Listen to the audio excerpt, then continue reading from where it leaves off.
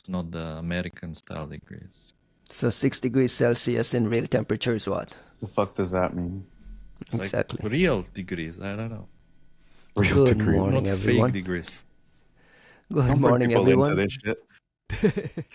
This is episode 76 of the Three Body Problem on December 12th, 2025. By the way, happy birthday to my dad, who has never listened to this show and will never hear this. But today's his Happy birthday, and birthday. happy birthday to my Happy dad. birthday. Oh, how old is he? I forgot. I don't know exactly. 70s, late 70s, something. It's okay. Many more. Three Body Problems, sponsored by our friends at Threat Locker. Juanito, how is life in Washington, D.C.? Cold as fuck. But it's good, man. Just settling, house buying stuff. Hopefully Nice. moving to a new studio soon here with proper lighting. Three Body Problem upgraded into the new place. Yeah, exactly. We'll host our next meetups there. But Costin, it's also wintertime out there in Romania. Yeah, man, it's foggy and cold, a bit wet. I mean, the cats, they typically go out on the balcony in the morning, but this morning they were like, we don't need this shit. Like, keep the balcony to yourself. It's just wet, and there's like these little worms, like about this size, which are green and slimy. And like my cats, they eat everything, like mosquitoes, but they don't touch this thing. Is like they're like, no, thank you, sir, no. disgusting. Upset. Aye. How's the protesting? Y'all having some fun over there? You wanna yes, you there's- wanna go there? You're really gonna miss we've done so much, like we have fucking watched the evolution of Romania's bureaucracy and democracy ostensibly for the past year, and you're not gonna tell us that shit's going down. Yeah, I mean, on just like briefly to summarize what's been going on, I think it's been a couple of days since a documentary dropped about the corruption in the justice system, and it's Romanian documentary in Romanian language, or is it in English? It is it's in Romanian language, but I think YouTube has subtitles in English, like auto translated, because a number of my friends they watched this documentary. It's really, in my opinion, it's really worth watching, even if you're not Romanian, because it shows you methods which I believe they work anywhere in the world. Like anyone can use the same system to cheat the law pretty much anywhere in the world, and it's all legal. I mean, there's been a number of follow-ups from the people who, let's say, they're accused in this documentary of twisting the legal system, and they're like, guys, this is legal, like you can't touch us, like what are we talking about?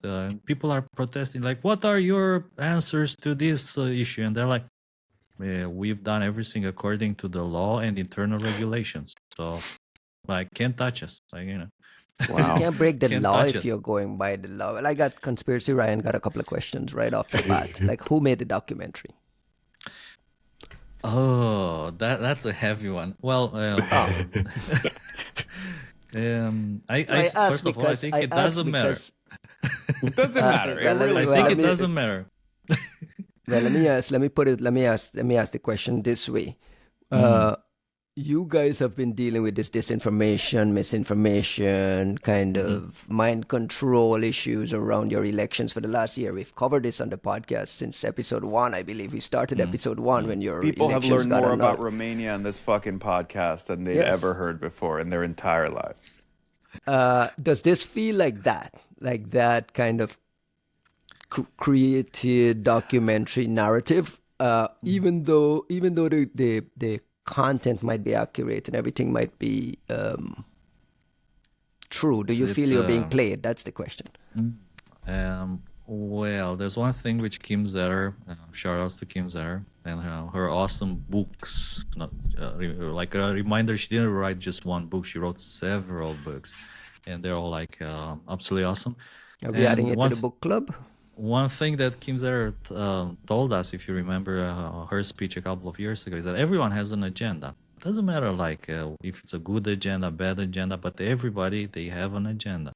If you ask me who has an agenda to release this documentary, I think that probably somebody, because there's a couple of things here. One, that as soon as the documentary was released, the national television announced they're going to broadcast this documentary at 9 p.m., like, maximum audience.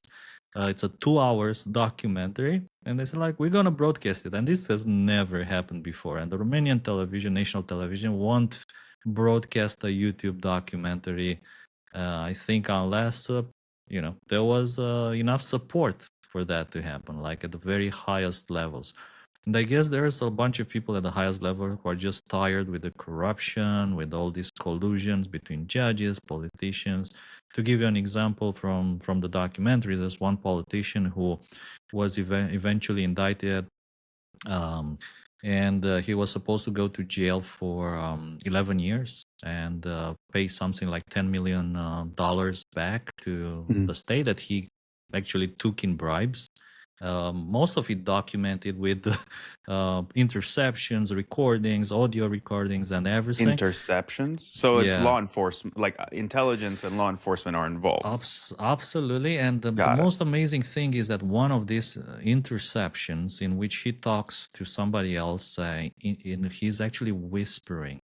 And you know that microphones, they don't usually pick up these whispers. And I don't know how it was recorded. So they actually caught up these whispers. But it was like it's an amazing thing. And they have it in the documentary. And many people wonder, where did they get this recording? Because it's not public. And there's a few other things. But like basically this guy, he had 150 trial, postponings. His trial was postponed 150 times until the corruption charges, they were like prescribed, if that's a word in English. They were just like 10 years afterwards, they don't exist anymore. Statute of limitations. Statute of limitations, correct. So they delayed his trial 150 times until the statute of limitations was reached, and he's like innocent. Okay, that was wiped out, like no jail time, and he was supposed to return a few million euros, like 3-4 million euros. But one of the tribunals, which is apparently part of the scheme, they decided that he's innocent, so he doesn't need to return anything. So he's good. So the airing of this documentary triggered a bunch of protests across the country. Like, what's happening now? What's the outcome? So a couple of people, they took the streets to ask for a fair justice system, and that's ambitious. That's ambitious, but it's happened before in Romania when politicians they tried to change the law so that corruption is not a crime anymore. If it's less than 100,000 euros, then it's not a crime. That's some ballsy shit. And they tried to pass it like on a Friday evening, things like that, and people just they didn't want to take it any longer. So it's happening once again. People just demand some kind of answers, like what's going on, why all these crazy collusions between politicians and some judges, because like not all the judges are like that, and a few very brave souls actually spoke against it. And one of the entities involved in this case is they tried to excuse themselves, kind of launder the whole thingy, and they did a press conference, and during the press conference in which they brought up some kind of a compromat style files on the whistleblowers, essentially, somebody just walks up there to the microphone and says, I want to say something, and they're like, okay. And this super brave judge, she says, like, I'm a judge, I've been in this field for 26 years. Everything you saw in the documentary is real. Everything that is in the documentary, absolutely true. Wow. Anyone who tells you different, they are liars. Wow. And like all these other people during the press conference, they are like, oh shit. God bless this woman, man. You still have some honest people out there. And then like maybe a few hundred judges, they signed like a petition letter that everything is right, everything in the documentary is true. There's been collusion between corrupt politicians and judges. And now the president of Romania, he's kind of trying to offer some sort of Okay. protection to whistleblowers, people out in the streets.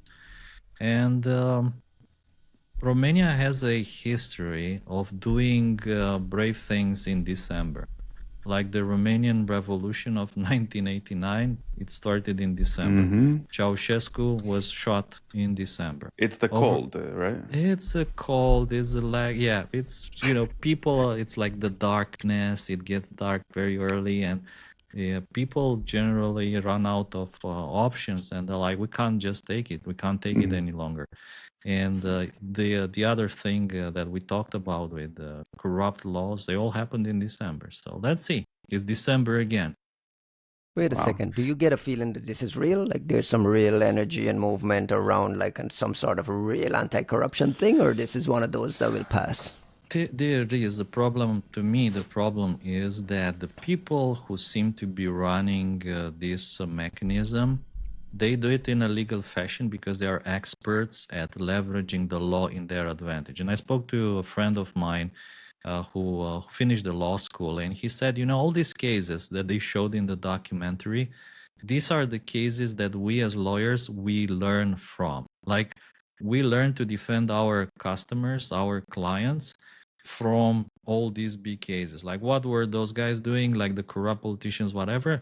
Delay, change, try to change the judges, promote the judges, like try to delay it until it's, it's a statute of limitations. And he said, like, this is a clear, like, textbook. This is what we learn in school. And it's all legal. Like, you can't touch the judges. Like, everything is legal. If somebody will fall, it will be maybe just one person or another, but not everybody.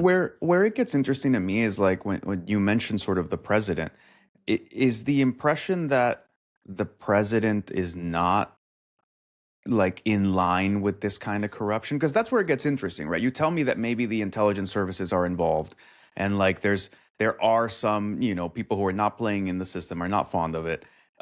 Then you've got a recent election and all the sort of madness that went through to get a new president on board, and then you see something like this happen that has support where you are putting it on state TV, then it seems more like an internal battle, but it isn't the kind of, to me, it doesn't feel the kind of nefarious when you say, oh, this is like external meddling, right? Like the US didn't, or like the Russians didn't come up with this documentary and then seed it in theory, right? Because if it was all guerrilla, right? If it was all the kind of thing that we saw, for example, the Navalny type documentaries where they were great, you get it, it has a good point, but it's obvious that like, it's not the Russian parts of the Russian government that are trying to feed this to the Russian people. It's clearly coming from elsewhere. That always, it rankles the locals, right? Like there's something upsetting about somebody else getting involved, even when they're telling the truth. But when it's like internal factions fighting, you go, okay, well, this shit's interesting, right? Clearly there is a support base that is trying to wrestle control out of an existing faction. And that's a lot more interesting to me. Yeah, and as you were saying, what is the president saying about this? And of course, a lot of people put their hopes in this new president who is a math Olympic winner. He won the math Olympiad with like a perfect score, I think, maybe even twice in the past.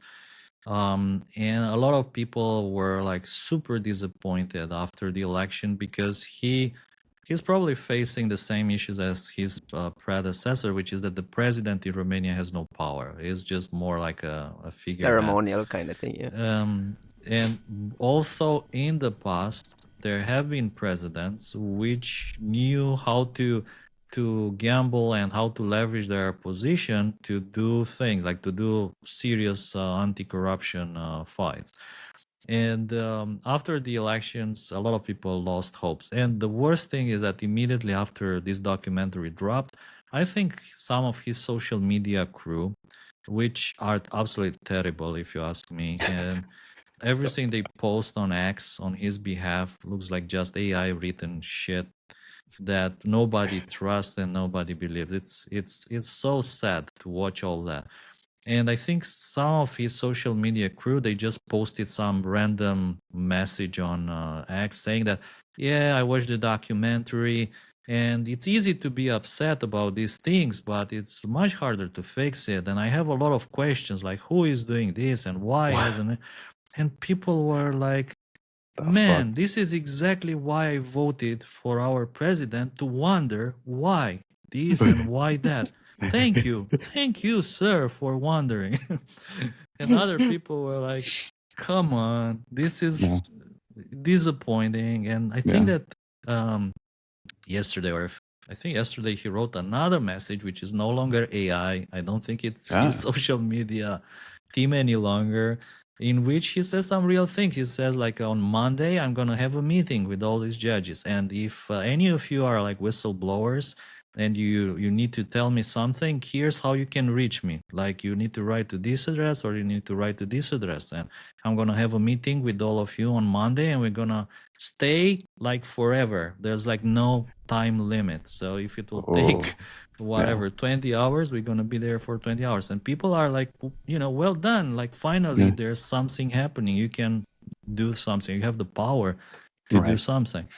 And also, like I was saying, he might still be a kind of a dreamer and has little true power. I think the power still lies with the people, with whoever can do a change in this country is the people. There's like nothing else left.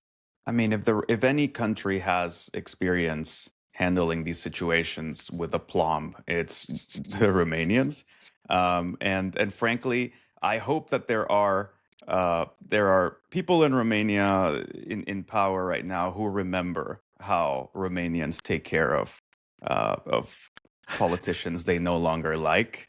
I look forward to seeing that Romanian spirit. Hopefully, it doesn't have to come to that, but sometimes it has to come to that. Yeah, it's not the first time a documentary suddenly sparks. I thought it was like a beautiful picture. So, the other side, let's call it the other side. So the other side did this press conference in which they brought together perhaps, 20, 30 judges in support of the leadership. And it's like everyone sitting in there. Some of them are standing. And if you look, who are these people? Who are those guys? And there's the judge who actually acquitted the Tate brothers. Oh, and that's like the judge who acquitted like that corruption case. Oh, wonderful. That's the judge who was involved in that case and dismissed it. And it's like a beautiful picture. Who's who of flexible jurisprudence. Of gambling the system in a legal way. Again, it's all legal. It's like according to internal regulations and according to the letter of the law, in a very creative manner. And it's the way the things are in here. Right. There's less than 20 days left in December, so let's see. Rush. December is a month where everything happens. Start building those fucking gallows right outside of the people's palace.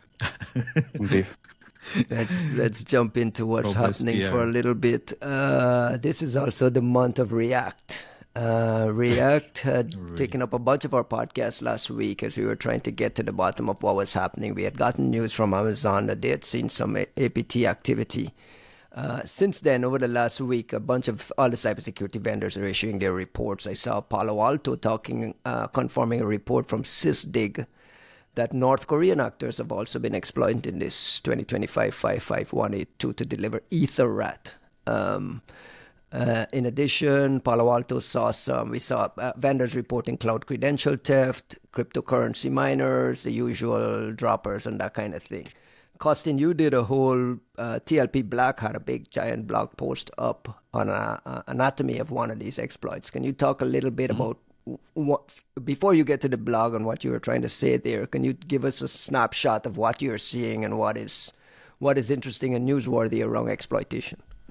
Of course, and since the last week when some of the exploitation attempts for this have just begun, if you remember, they were like just starting on Friday.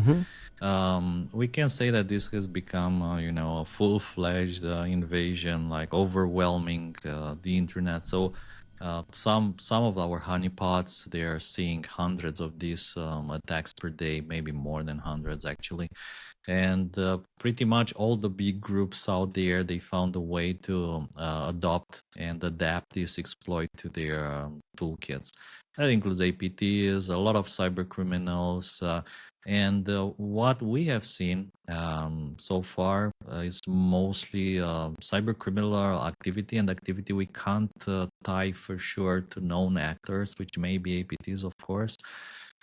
We worked in incident response, doing incident response for a couple of customers who were affected by this. And it was quite interesting. There were a couple of techniques that we described in this blog that I don't think have been described anywhere else or documented. For instance, in one case, the attackers deployed their own Node.js ecosystem inside the same machine, and they deployed their own JavaScript backdoors, including a OpenSSH implemented in JavaScript to achieve and maintain persistence on that machine. And there's two binaries that we have seen for this purpose, a backdoor and this OpenSSH in JavaScript. And I think that one of them on VirusTotal, they had like something like 0 detection. That was like not detected at all. Is it The ransomware? Not ransomware, just backdoors for remote persistence that were deployed in addition to their main toolset, which was cryptocurrency miners, XMRig, for that machine. But this persistent mechanism, I thought was quite ingenious, and I don't think I've seen it described anywhere else in any of the other blogs from every other security company out there, because by now pretty much everybody has published something about this.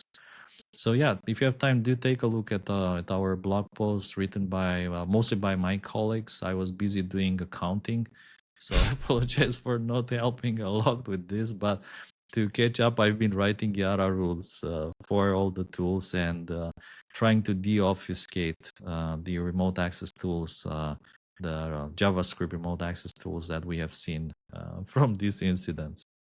Do we have any sort of visibility into patching levels? Because the only defense from this is to get this thing properly patched. Last week on the show, I asked specifically, is it something that's easy to patch? Have we gotten a feel for people getting on top of patching, and what kind of exposure is still out there? Are we minimizing exposure, or are we still seeing just a boatload of potential victims out there? I think, like I said last week, patching is so hard for this particular case because it's not just running some command and it's patched. You need to update the libraries, the vulnerable ones, with the new versions, and then you need to redeploy your website. And it's not straightforward, like to say the least. So I think the only kind of hope here is that a lot of websites, they run on some kind of a platform or behind Cloudflare or maybe, I don't know, Netlify or other similar services.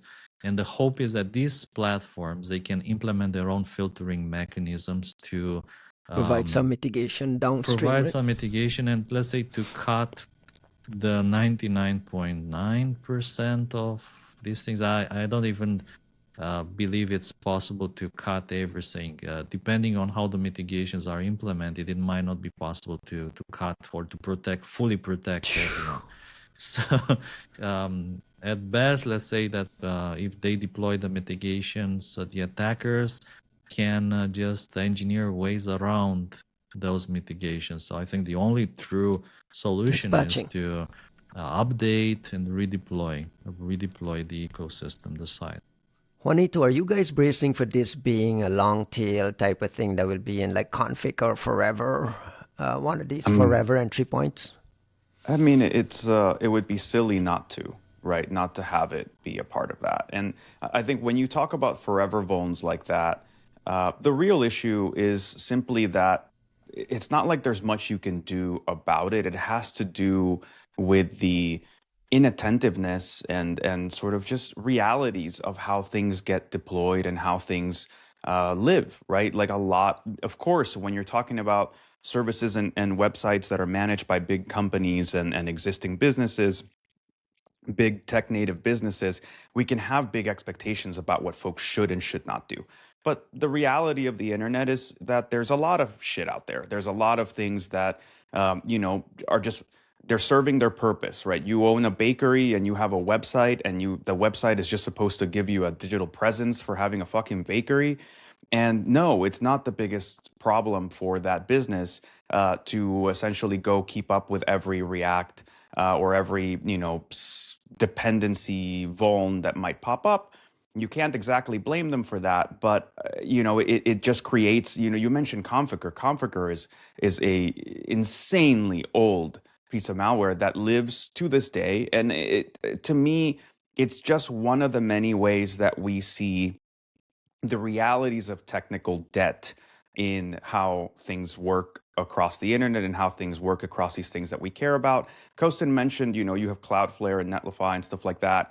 This is an argument for having these sorts of managed services when you aren't, unless you're extremely technically proficient and extremely keyed in, and this is going to be like your project that you care about forever and ever. There is an argument to be made for relying on services like Cloudflare that are going to deploy a WAF and set of rules, and they're going to at least try to mitigate the issues around stuff like this on your behalf, right? I'm not saying that's the solution for everybody, but to some extent, it feels very much that that's the solution for everybody. We're just seeding and we're leasing security, we're handing security off to a third party. And in Cloudflare's case, I mean, they've become kind of like the model of what I call the new monoculture of, Cloudflare goes down for 15 minutes, the whole internet feels it.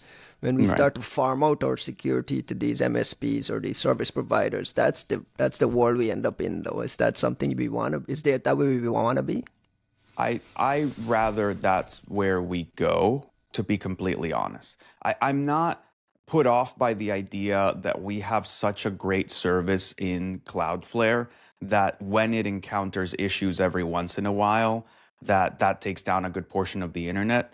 It's a very once in a while thing, but I think the benefits outweigh the costs or the downsides at this time in this way with this Cloudflare drastically, right? Like, we're not talking about DDoS being an impactful thing most of the time. That's almost like a solved problem, which is crazy to say. 5 years ago, that was not the case. 10 years ago, you posted the wrong fucking blog.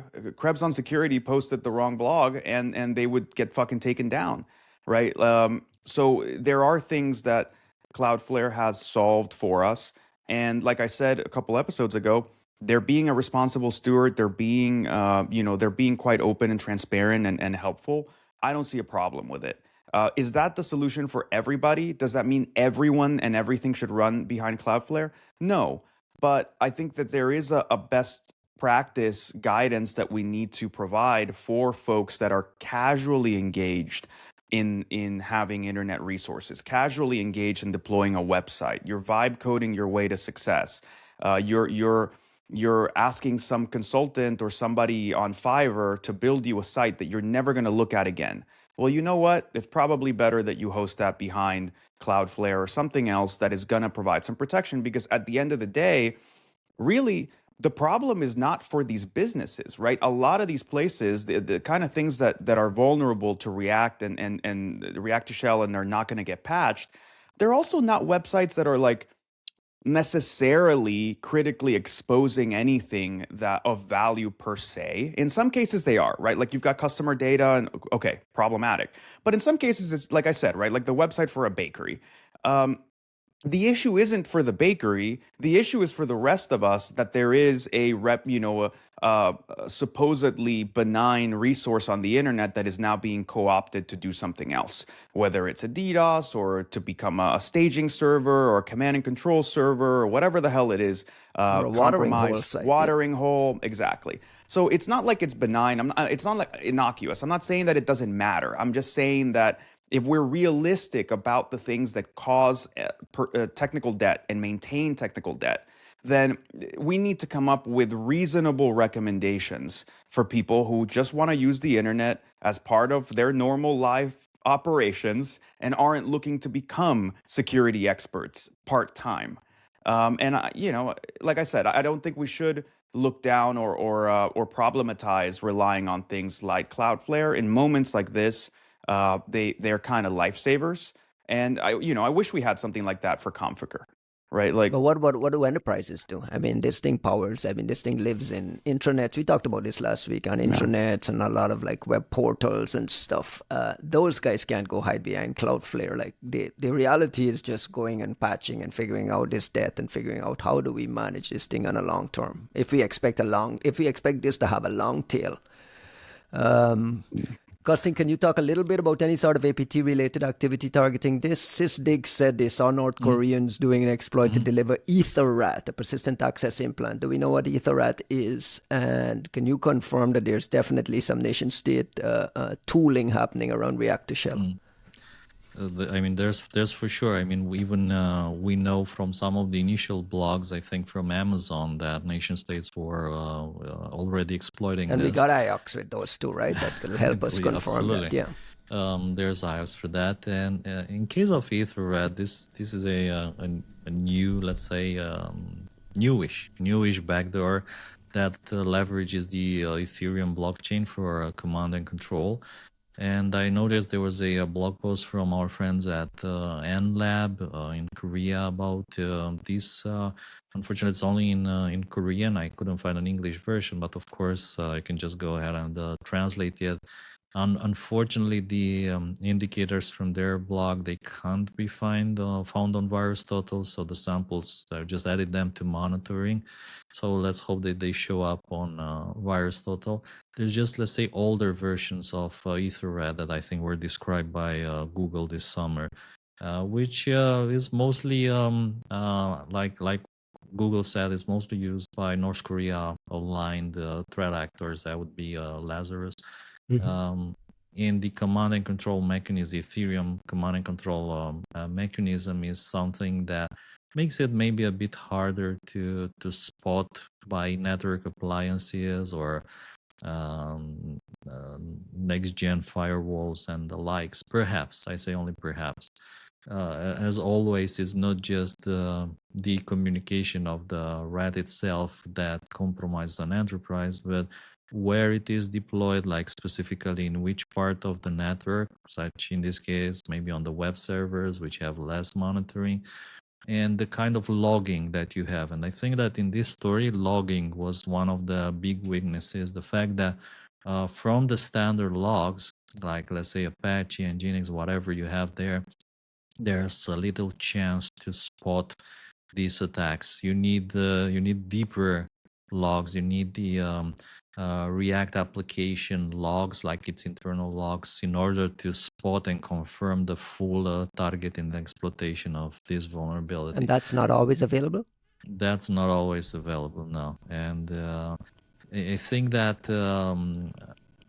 you can enable, of course, you can enable logging headers, things like that in a web server configuration, or you can even like modify your application, your node. Did I say node again? Your React. I think I said node before. I mean Next.js and the React application to do more logging, extensive logging, and then to push those logs through some sort of a mechanism to your SOC. Because again, by default, it may be that these logs don't even get accounted for, and some of these compromises can be totally silent, like no traces, which is like one of the worst things about this story. You mentioned all the vendors pushing out their blog reports. I want to mention Wiz had a really interesting blog on monitoring cloud attacks. The folks at Huntress seen attempts to deliver a wide range of malware to customer systems, including some Linux backdoor. Palo Alto also mentioned a Linux backdoor. Juanito, how heavily do we have to lean on antivirus, anti-malware providers like your company to help kind of protect through this while we try to patch phase? Is there a heavy reliance on anti-malware now? I mean, right now, I think there's a heavy reliance on anybody that has visibility into anything. I mean, Anything, right? frankly, because, I mean, think about what we're talking about. For the most part, this is going to be affecting VPSs and like servers that are meant to host online facing things. It's not all of it, but like a lot of what you're going to be dealing with is going to be cloud resources. And I'm happy when you see people deploying EDR on cloud resources and having proper monitoring. I mean, we do a lot of work to integrate into those marketplaces and things to like make things easy to deploy so people will, because a lot of folks just choose not to. But it's one of those situations where whomever has access to some sort of regency and defense is meant to sort of jump on there. For us, it's been, big hunting, big time hunting, to see the kind of, you kind of want to focus on behaviors and say, okay, with anything that has to do with an O-Day on our end, like the S1 philosophy is one of focusing on behavioral anomaly rather than trying to chase after every 0 day.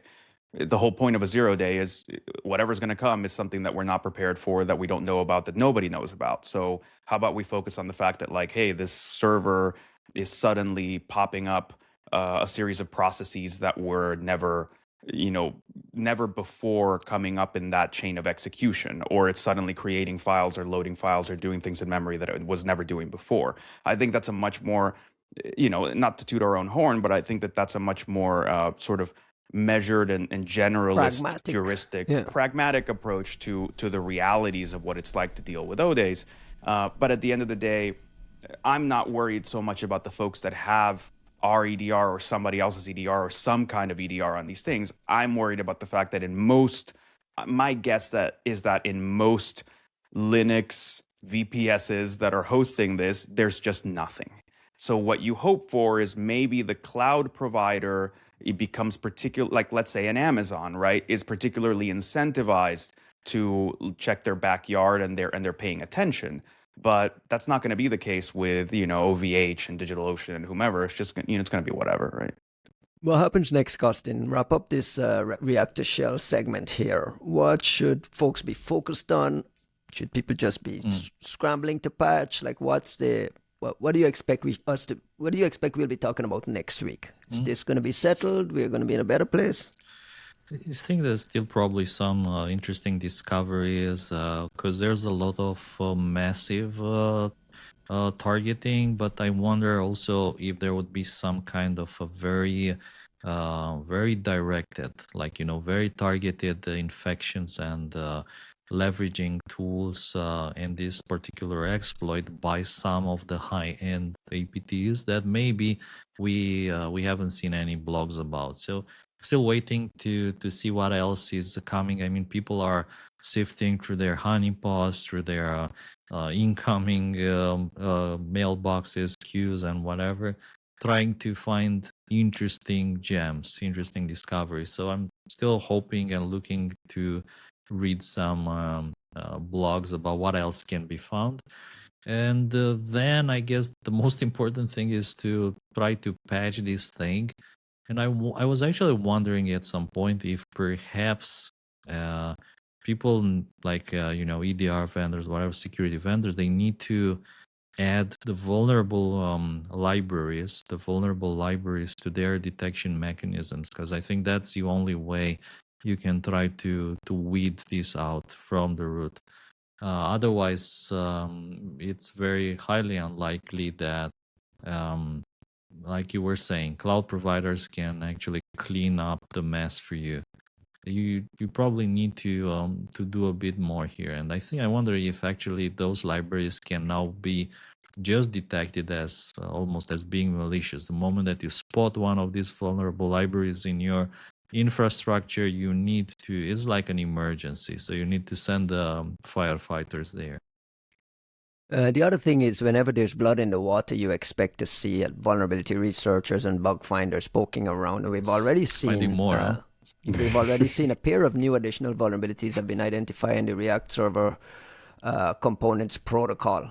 2 new issues were discovered while researchers are examining the patches for React2Shell. So it's already happening. There are 2 new vulnerabilities that need to be patched. None of them are, they're mostly denial of service, DOS. but not remote code execution. But I mean, we expect that this thing is going to have a lot more eyeballs, and there may be some patching coming down the pike. Is there any way to make patching easier? I think there should be. I mean, the way the whole thing is designed, it doesn't make patch easy, in my opinion. Because it's like, just imagine the following, and I think we discussed it in the past when there was some vulnerability in a compiler, and you deploy a smart contract, but as long as it's compiled with that vulnerable compiler version, your smart contract is vulnerable to race conditions. So I don't know, like, what's like the future of this ecosystem, which has become like the new PHP. It's now super popular and feels a bit like a bit fragile. That's how I would describe it. It feels a bit fragile, and it also gives you a kind of a fake impression of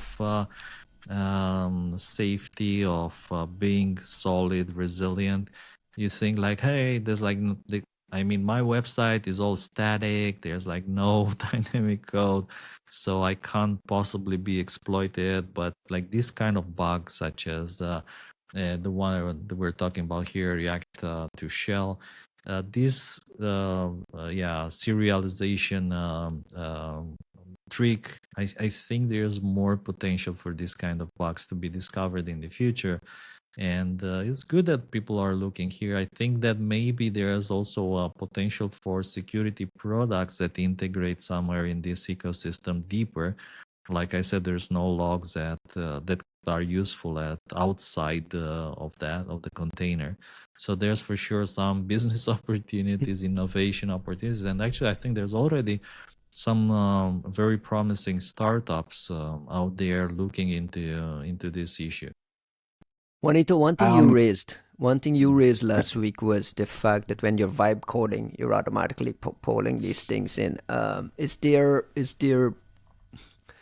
some mitigation that end users can expect in that ecosystem?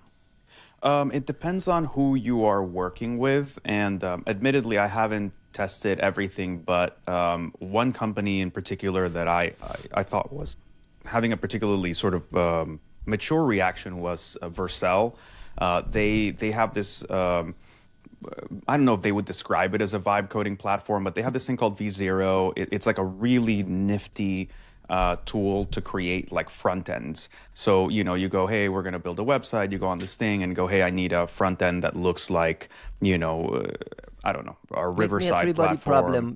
Exactly. A three-body problem website, right? And so they're very focused on kind of enterprise-worthy front-end deployments. And I mentioned them last time because they're one of the organizations that I saw kind of prominently discussing this on Twitter and making a big deal out of like folks that might find sort of the weaponization of the vuln and so on. Bypasses and the WAF bypasses, that kind of thing. Yeah. So they've also been pushing this idea of they have like an automated React2Shell patching service. So I haven't tested it myself. I'm curious for people that may already have had any projects on Vercel or if it just kind of lets you connect whatever it is that you're using. But, you know, these guys are thinking about it the right way, right? The whole fucking point of this thing is that it's supposed to help you sort of automate these processes. You already have access to the back end. You have access to the implementation. You have an agent that's supposed to be able to manage the coding and the management of the thing. Well, fucking patch it, right? So I'm curious to hear from people that have tried it. I have not tried it myself. But, you know, taking it at face value, I think it's super cool. Like, this is actually something where rather than just, you know, random vibe, you know, flights of vibe coding fancy, becoming an auto patcher and auto vulnerability management thing, I think is a much niftier possibility for a lot of these services. Yeah. I can't help but notice how much we dodged the bullet that this was kind of privately reported, discovered, privately reported to Meta, got patches out before this chaos could start. This week was also Patch Tuesday. And Patch Tuesday usually brings its odd batch of things to patch. I'll start with Microsoft. They actually list one bug under active attack and two that were information is known. So we have a new 0-day from Microsoft. But as usual, that's all we have is a patch, and it says that it's 0-day. It's credited to Mystic and MSRC, so it probably was, I mean, you can guess it where it was picked up. I don't know. I feel like this is like beating a dead horse, but should Microsoft be giving us a little more than just this thing is under active attack? Or we've just given up on that ghost? Have we given up on Microsoft, you mean? Or have we given up on the having ghost expectations? The ghost of hoping for IOX for in the wild attacks when you're patching all day. I mean, it's not too much to ask for something to say, hey, have I been infected? I don't think we should ever give up hope. At the same time, I think you need to believe... I wanted to know, how do I bring up this conversation on the podcast? Like, we've had this. I feel like this shit we're going to do for the next 10 minutes, we've done fucking an hour. We've done it 100 times. We've done it 100 times. Look, but here's the thing, right? You don't want to give up hope. At the same time, I think you need to believe people when they show you who they are, right? Like it's Microsoft has shown us that this isn't a small, bug. It isn't a blip. It isn't because somebody got distracted. Microsoft doesn't give a fuck about this. And my apologies to our friends and all the people who've been talking to me about whatever and trying to convince me that things with Igor and all of his Bridgewater and PwC consultant friends coming in to form a layer of middle management bullshit is somehow like a good idea. I don't give a fuck. What I do care about is the fact that Microsoft is sitting it out on security. They're not really playing ball. They're not really actually benefiting the ecosystem in any way that I think is commensurate to their skill or their ability or their access or visibility or the amount of people and services that rely on them.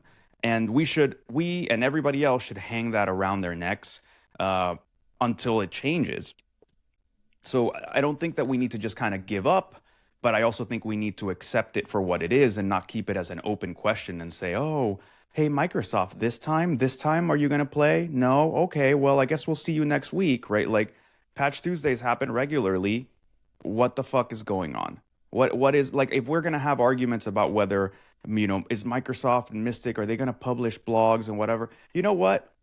That's asking too much at this point. Can we start with, can you give us security advisories that include IOCs and concrete discussions of how things are being exploited and where things came from and where they're going? Can we fucking start there? Let's set the clock all the way back, right? Like you guys have been eroding your contributions to the security ecosystem steadily and have shown us that it's not something that you care to correct. So this isn't a matter of like community PR and management. market your way out of this. Like That's my point. Right. I don't want anybody to hold my hand. I don't need you to come, tell me a sad fucking story or sing me a sad song. Just, you're not doing it. You were doing it. You have no reason to not do it, right? On the MSRC side, there's no fucking question of like, whether you should be putting that kind of information out. So, don't piss in my pocket and tell me it's raining. Just fucking accept that you're not doing this shit and you don't feel like playing security, and let's just go from there.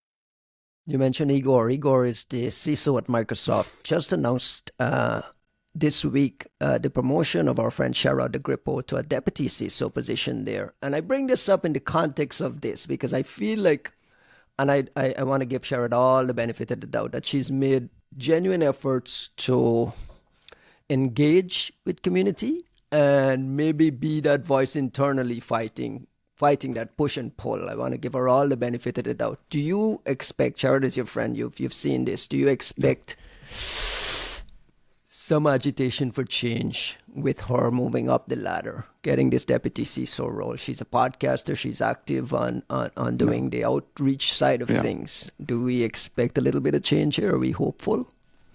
I don't know. I have, so let me sort of address this as plainly as I can, because I don't, like I've said many times, I don't want to throw Sherrod under the bus. 100%. That's not... I am happy for Sherrod to get promoted. I don't know what that means in the grand scheme of Microsoft's, whirlwind bureaucracy.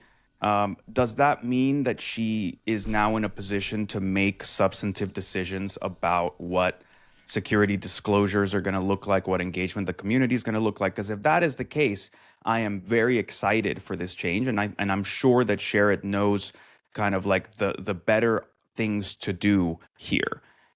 However, if that's not what's happening, and instead this is like, oh, okay, we promoted her, so she's going to be the one to take it on the chin, but she doesn't get to make any different decisions here, then I feel for Sherrod, and I don't really know who to hang this around at that point, right? Because I think that's the again, I don't want to call her out or put her in a bad situation, but we all know what it's like to get those quote unquote promotions, right? Where somebody suddenly slaps a title on you and they go, well done, kid. Now go deal with the consequences of all of our choices. And if she's not going to be given, empowered to make any kind of different choices or speak up differently or be more candid and honest, then it's actually a pretty shit situation to put her or anybody else in. I hope it's not the case. She just got the post. I hope this is a signal of good things, because I don't know what the fuck we're supposed to get from a bunch of like consultant assholes from PwC and Bridgewater who have never done security before, who apparently are now the middle management layer across all of security at Microsoft. Like, I don't know who the fuck thinks this is all a good idea. I also don't know why, I don't want to call out Charlie Bell, but like, Charlie seems to have sort of shirked this shit off and sent it somewhere else. Some cloud group, right? Yeah, just like, yeah, fuck off. You guys go over there. This is not a small thing. What is happening at Microsoft about security is a corrosive problem that is affecting everybody in this industry. And like, did you guys watch? This is a tangent, but it's not entirely unrelated. Like, did you guys watch this P. Diddy documentary on Netflix? Not yet. It's actually phenomenal. It's really good. It's fucking wild. Like, I don't want to spoil it for you, but like, it is phenomenally well done. But the reason I'm thinking about it is there's the documentary was basically financed by 50 Cent. And when you watch, there's an interview with 50 Cent and the director of the documentary, and the interviewer asks, well, I'm trying to remember what the exact question was, but it was something along the lines of like, is what we're seeing about P. Diddy representative of rap culture?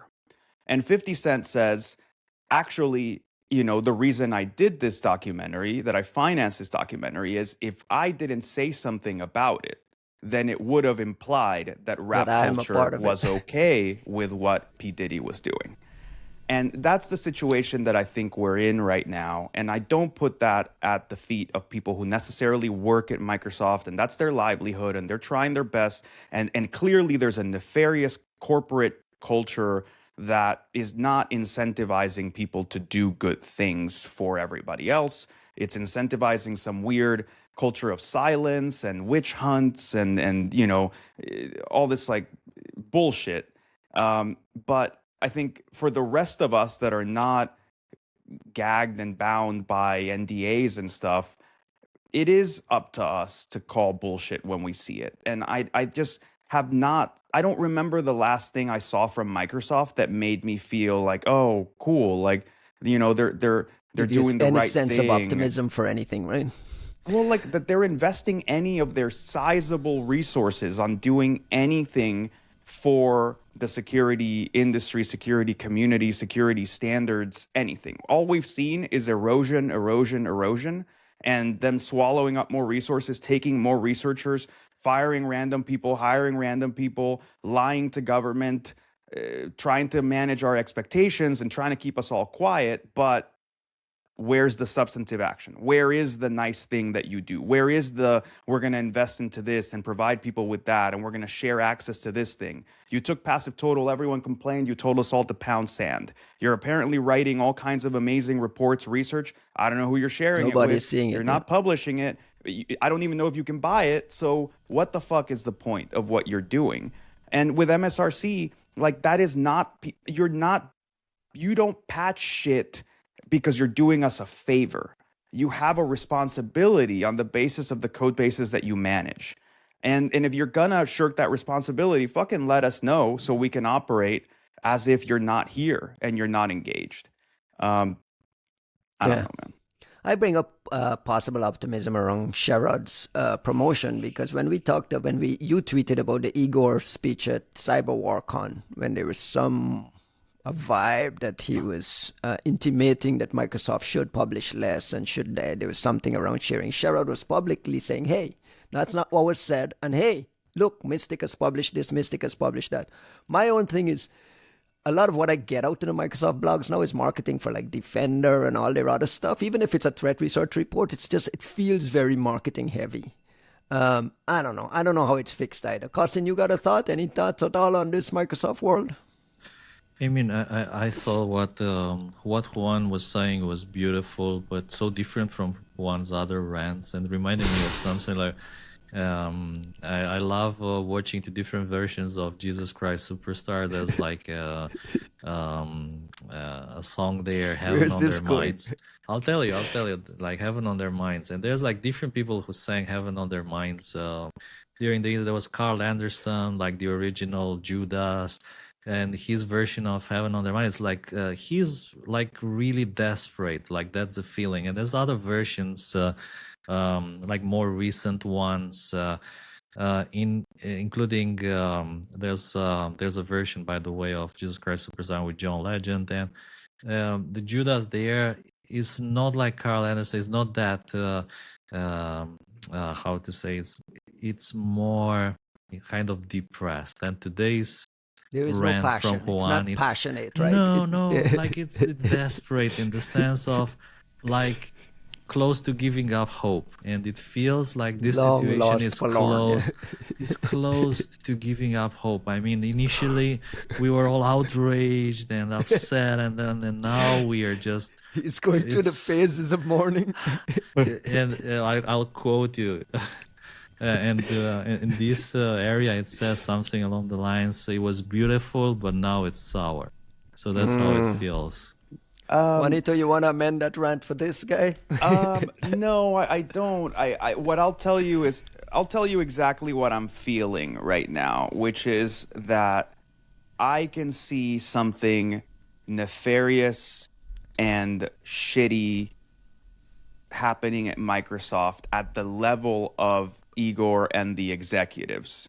And I don't want to in any way diminish Sherrod or John Lambert, for example. But right now it feels like you just picked up one of our friends and you're using them as like a human shield, right? Like you're putting her in front of us and being like, oh, but you like her, right? So like you're cool with everything that's happening over here. And that does, it's too early. Again, I don't want to kneecap Sherrod. If maybe this is the promotion that's meant to like fix everything and give us like a face and a voice and somebody inside who's actually like responsive. So, maybe it's just a matter of time and we're being impatient. But if this isn't like a revolutionary change, then I am all the more dismayed at the prospect of essentially having to shoot through one of our friends, because at the end of the day, the real conversation that has to happen is with Igor or Charlie Bell or whomever else is going to fucking put their face in front of the decisions that Microsoft has been making. And it really shouldn't be a member of our community unless they are empowered and they can walk up and say, I made this choice. This is what the choice is. I made this choice and this is why we're doing it. And you guys, you can like it or not like it, but this is what it is. You go, oh, okay. Right. Like we'd at least be having like a face-to-face and something. But I don't like the idea of just trying to whitewash what is clearly a couple of years of shit policy behind somebody we like. Oh my God, my internet went out. Fuck. Oh, I think Ryan's internet just crapped out right at the perfect moment. The right moment. But like, oh my God. If you want to just be practical, Juan, I was thinking I like to be practical. And if I can ask for a small thing, just to prove that we are wrong, can we get a blog post with IOX about CV 2025-662-221. Just a small thing. Some Milton IOX. Honor's not Who even was behind connected. it? Who's using it? Which one Maybe is some six? Where's my detection. phone? It's the one that we've been talking about. This Windows Cloud Files Mini Driver escalation of privilege. The one that they say it's being used in the wild. And it's maybe perhaps similar to the one in October, which, by the way, is also interesting. The one in October was reported by SSD Disclosure, this Korean zero-day buying company. So I wonder if they found this one by just looking for things similar to the bug from October reported by SSD Disclosure. Nevertheless, like small request from our side, if we could get a blog, well, I think that would be a wonderful way to prove us wrong. Look, let's see if Let's they're see. listening. Let's see if We they're know paying we're attention. listening. We know, and like we like to be specific, and we like to ask for IOX. So there we go. We are asking for IOX. Let's see if they like you, Costin. Thank you. The other thing we Ryan, got out the of internet's patch. not your friend. It's not my friend again today. I'm back. I'm on a 5G hotspot, so let's see how this goes. The other thing we got it today is we got a chance to mention the name Fortinet. Fortinet dropped patch Tuesday 18 vulnerabilities across its products patches, including 2 vulnerabilities that allows attackers to bypass authentication, CVS 9.8.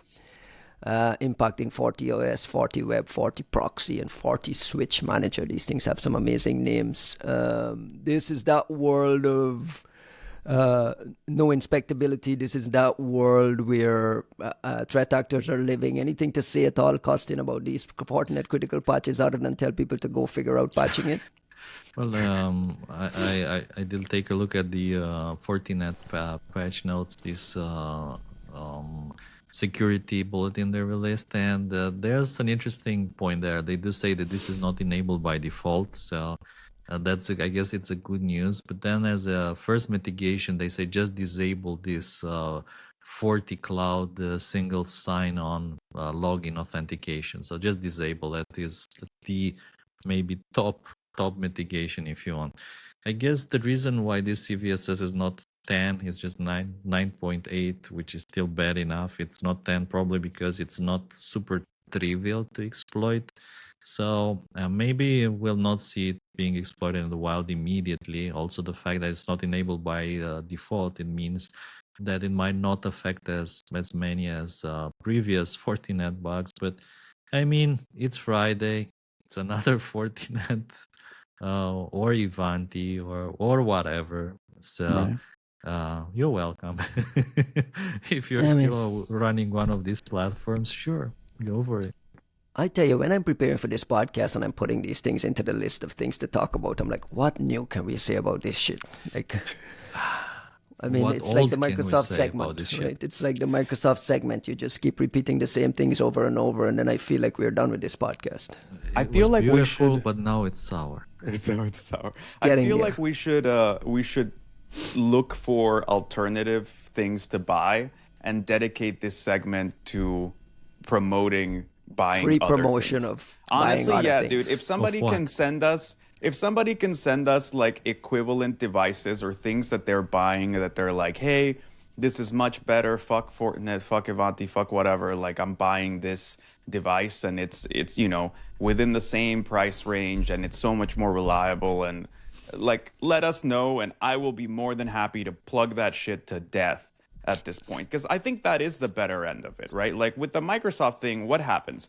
We complain, we deflate, we get upset, and at the end of the whole thing we go, well, I hope the Still a government monoculture. We fucking just have I hope the government fucking slams them to death or they lose their FedRAMP certification or somebody, just finally Hegseth, gets pissed and finally decides that it's the year of like military on Linux or something. But with the fucking appliances, it's been 70 something episodes of us bitching about them, but There's no alternatives. There's no inspectability. There's no alternatives. It leads to a long tail of hurt down the line. It's packed up in this CISA Kev advisory, just full of them. And then I go on the RSA show floor and I realize, wait the fuck, these are security vendors. I see a big Ivanti booth about stopping zero-day attacks, and I'm like, which world am I living in? Like, these security vendors are like, there's a forest fire over here, and they're just happily selling software. Dude, every Patch Tuesday, I get a pitch in my inbox, my journalism inbox, from someone at Ivanti wanting to weigh in on Microsoft patches as a thought leader. And I'm like, what world am I living in? Wow. So, the fucking gall. Right. That's what I'm saying. We signed the pledge. We were forced to take the pictures. We have the gall. And this is the world we live in. This world of hurt where there's no alternatives and there's no mitigations. You just kind of what live are you in this thinking? hell. You need to answer those emails and give those people an opportunity to come on the podcast and talk to us about their phones. I will happily talk. Like, look, to be totally forthright, right? Like, I don't want to bring Sharon on this podcast because I don't want her, like at this point, because I don't want her to answer for the sins of others, of her executives. Yeah. If you want to send me an Ivanti exec, like we can save a seat. Like I'll leave a 4-hour episode for the next 4-hour episode. 4-hour episode. Ivanti, Fortinet. If you're listening, fucking send us your best, and they are very welcome here. But the whole point is, like, I just want to have those. I do want to have those out loud conversations with the people that supposedly are shouldering these responsibilities. If you think you're such hot shit that you don't mind walking into whatever boardroom and saying that you're doing X, Y, and Z because you think that's what this company should be doing, then you should have the balls to fucking get up here and explain that to us and just own it. Just tell us, hey, man, it's not worth our investment cycles. That's not what we want to do. We want to, we're a PE-owned whatever thing, and all we're trying to do is have recurring revenue, and you people just keep buying the same devices, and we haven't lost any customers on the basis of your shit days. So, suck it. Just own it. Be the Martin Shkreli or whatever of shitty security appliances. Like, do that. Yeah. Enough of the shitty companies. Let's talk about some fun stuff, and let's stay with equipment because we got a story out of Poland about the arrest of Ukrainians passing by with red team equipment.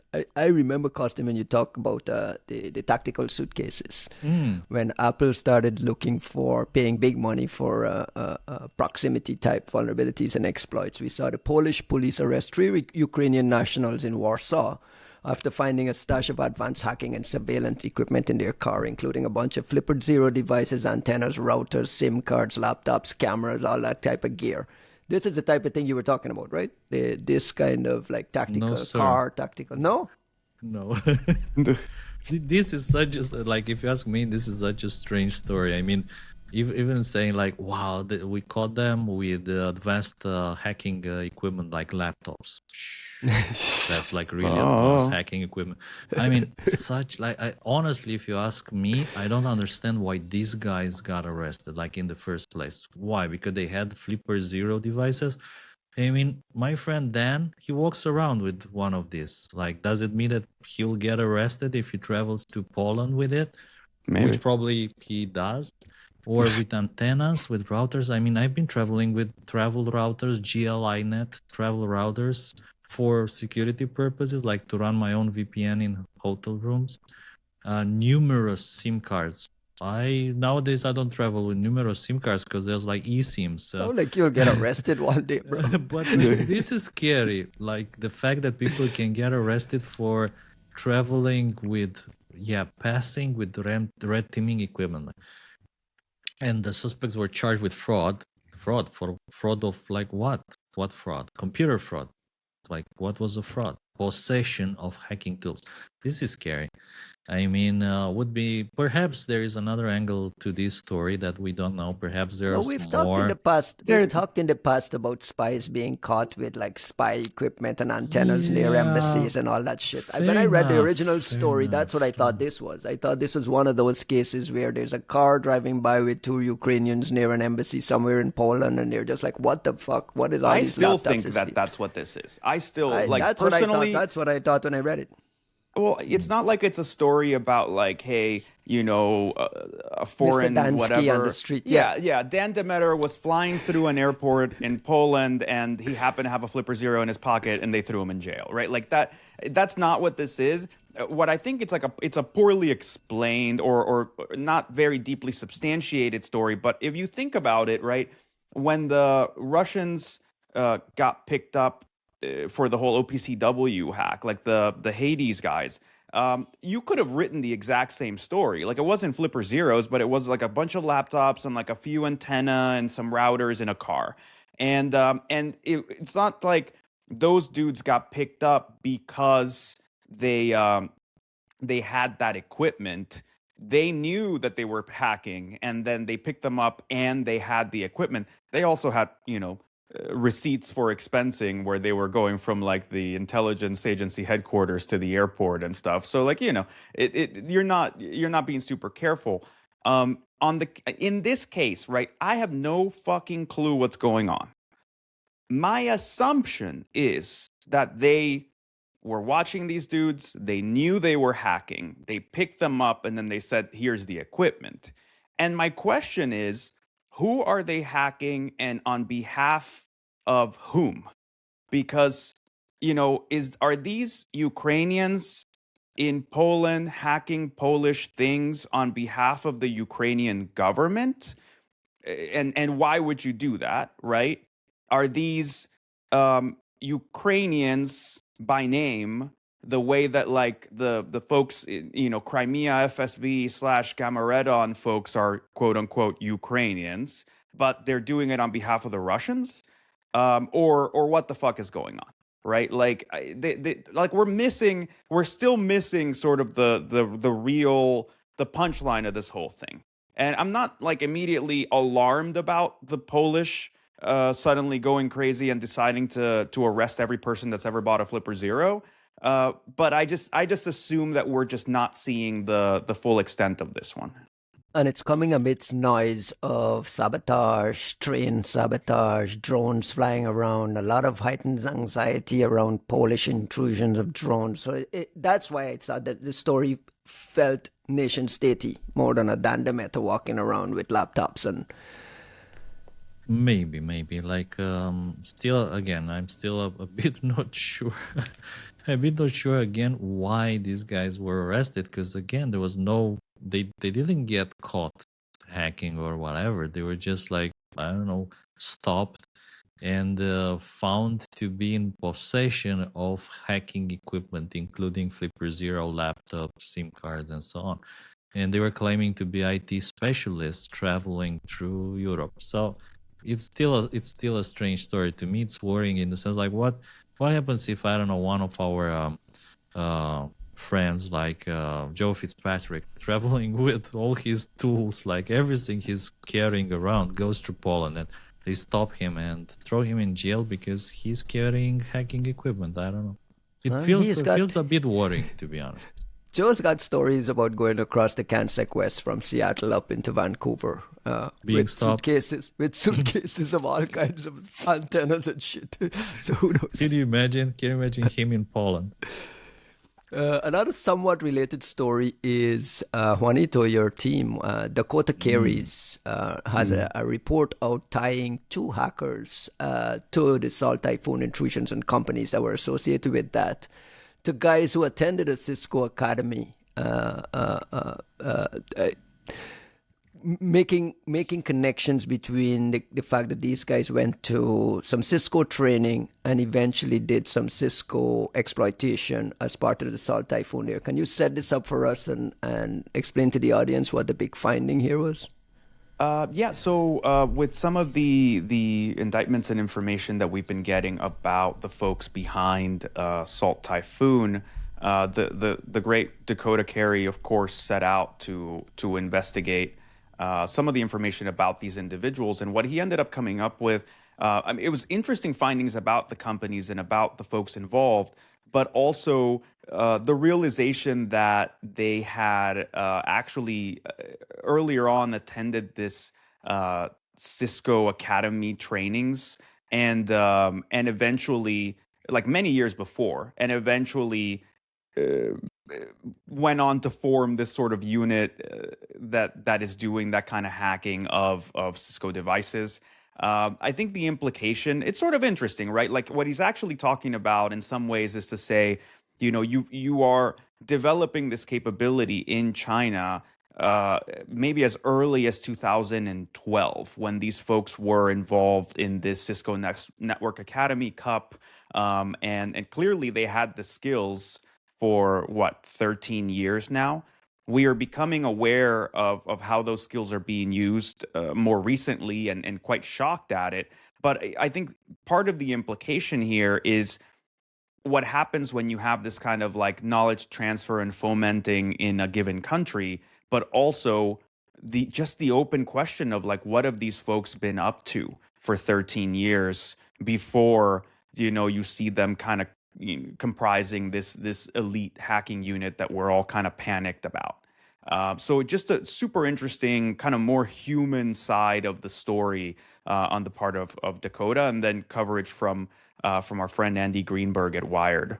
Yeah, and he had a piece on Wired. 2 men linked to China's Salt Typhoon hacker group, likely trained in a Cisco academy. Costin, does it feel any at all that this is a stretch, or you feel like the connections and the tying everything together is solid? Well, I mean, I have only respect for Dakota's work, and we know it's of course super solid. The fact that he tracked down these guys based on the indictment, like their names, calculated the probability of how popular these names are across the Chinese population, and he found them. And I mean, it's pretty obvious that these are the guys who are mentioned in the indictment, and these are the same guys who studied at this not so respectable institution in China. But even as Dakota was saying, it's even more impressive that although they don't come from one of these prestigious universities, nevertheless they win this Cisco Academy competition, which is again kind of a testament to their personal skills in the end. So it's another confirmation about the fact that these guys, they know their stuff. They're like pretty good at what they do. Even although the whole Salt Typhoon story is kind of fuzzy. Remember, I called it like one of the biggest failures of the last year due to the fact that we still don't know for sure. We still what don't is. know today. So, yeah. And like remember that even that NSA advisory, they weren't talking about Salt Typhoon. They were talking about the Chinese threat actors, if you remember it. And so they avoided like giving like any specific names. But it does seem that it's like this conglomerate of companies and individuals such as competition winning individuals like the guys here, Yu Yang and Chu Daibing, and the companies that they own, they are pretty top notch. Just like as a personal observation, the Cisco Academy is it's been super popular everywhere around the world, even in my faculty, the computer science faculty at the Polytechnic University of Bucharest. This was a big thing. I mean, it was your chance. This is how you learned. It was your chance to get a kind of kickstart in life, because people who pass through these courses, they automatically had something in their CVs that others don't, which is knowing how to work and operate Cisco equipment. And I think that one of the reasons why Cisco equipment has been so successful is their academy. The fact that they invested massively into these programs, partnering with universities to get students taught and to get them familiar with this special hardware that Cisco has been selling, which is of course also super good by itself, super stable, super reputable. But due to the fact that it relies on their own custom operating system, this Cisco iOS, it also requires some learning. It's not like you have a Linux or Windows administrator and they'll know how to you leverage and how to use this equipment. No, they won't. So going through these courses, it gives you a big advantage in your career, in your IT career, if you want. So you end up with a job on a Salt Typhoon campaign. So that, or you end up with other jobs like at the telcos, at the big ISPs, in governments, and so on, where you have to work with expensive Cisco equipment. And you know that these routers are nothing but cheap. They are expensive stuff. So I thought it was interesting, like the whole context of the story is interesting, and kudos to Dakota for publishing it, to our friend Andy Greenberg, who wrote a complimentary or like a kind of cover story on this for Wired. So do go out and read it. I thought it was interesting, and it's always interesting to get more details from about these indictments, which sometimes they don't have too many details. It's also when someone who is as knowledgeable as Dakota goes deep and he tries to find more, like let's push for more, like we want to know more. A lot Who of are these nuggets guys? in there. What did they do? What's their history? How did they get here? Like, what did they do in the past? What competitions did they win? How did they get involved with Salt Typhoon, and so on and so on? One Very other thing, cool. cool work. Yeah, And cool I just work. wanted to, along the same lines, Juanito, shout out to you guys for your security predictions for 2026. It was the first time I'd read a predictions document. That made me read it to the end, and it felt like a lot of thought went into it. I felt like a lot of our podcast themes went into it. So I'm sure you got your fingerprints on some of it. But I wanted to bring up your segment on AI and the dual use nature of it, and this conflict that's happening in the frontier labs around how we balance this one. And then I felt it had a very, very dark take on where AI takes society as a whole. Is that fair?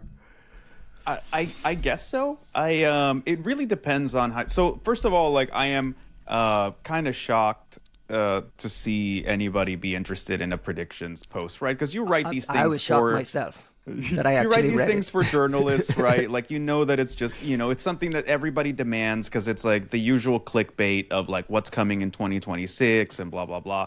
And frankly, as in all of these things, it starts that way, right? With your marketing folks are like, hey, can we please get a predictions? Like, what do you think? And we sort of stop for a second and we're like, look, either we contribute something kind of lame as you would expect, or we actually try to put something together. And in something like this, what I love is it really is each person that's cited on there just putting their 2 cents and what they actually think about and care about, with very little sort of like oversight or even attempting to bring things into cohesion. Like if you look at what I post about like my portion of the predictions and how much of it involves AI, and then you look at what Gabe puts in his version of things, I don't think the two necessarily reconcile, right? Like there are very different takes, and I think Gabe is kind of actually quite dark on his take on where AI is going and how things are looking and the bubble and those sorts of things in a way that was the best I don't part necessarily. of it. Shout out to Gabe. Yeah. That was the best part of it. Yeah, like I would, that's not necessarily, those aren't necessarily my views. I'm not saying they're incompatible. I sort of like, I'm digesting them and sort of looking at what I think, if I think that's actually going to happen. But at the same time, I think that this is important. I think if you are going to waste people's time with predictions, you may as well put your best foot forward and say, this is what we think it is, and not try to sugarcoat it. Now let me throw out a line along the lines of not sugarcoating it, because this is a segment here of the predictions thing that I'm like, wow, this is actually solid predictions. I feel like someone is putting their leg out on a limb and making exactly so. There's a discussion there around the bubble that's coming and the cycle of money and this bubble that's going to come and it's going to pop. And then it ends, and I'll read an actual line from it. So when the capital tide goes out, the public story will be simple and hostile. AI took my job and ruined the internet, in quotes. And then the prediction is the actual big picture may be composed of macroeconomics, overcapacity, and misallocated capital, but the emotional truth will be that AI made jobs less secure, the information environment less trustworthy, and the daily experience of technology spammy and brittle. Like those are strong words on what the future looks like. A complete shitty synthetic future. Right. Is that something you share? Is that, Costin, does that feel like how you sense it happening? Well, you know my opinion. We discussed it in the past, and I think the conflict between humans and silicon has never been at a higher level, and this conflict has accelerated at higher speeds than ever this year. And you can see it pretty much in any field, not just in computer security or IT, but it's present everywhere. And it is a kind of a race, although it should be more of a journey, right? It should be a team, like AI and humans together can achieve more. But unfortunately, the way it's evolving is more of a race, of more of a battle, like a kind of an arms race, if you want. And I won't say who turned this journey into an arms race, like, who are the people at the top, so no naming names if you want. But it feels like it's going a bit into the wrong direction, and I worry about people. I worry about those who will be left aside. Still, there's a lot of hope for what AI can bring, in terms of medicine, in terms of health and welfare. But at the same time, my opinion, and I think that a lot of people will be left behind. It will be like some tough times, and I think that even in this article, like these predictions that Sentinel-1 pushed out, I think there's a lot of warnings about the fact that, like this battle between humans and silicon doesn't seem to be getting better. It seems to be getting tougher and more intense every single day, every single week. I don't know.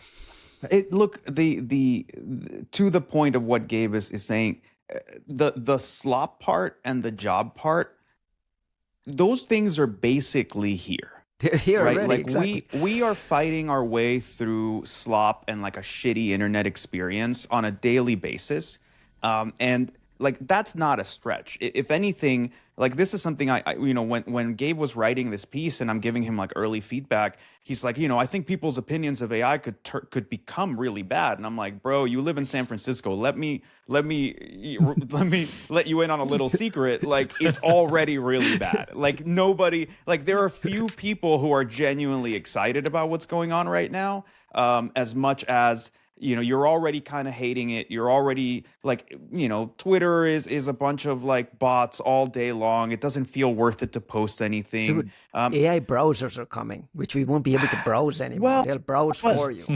But that's the funny thing. That's actually the funny thing about this, right? An AI browser or any AI-based client is essentially an answer to the slop internet.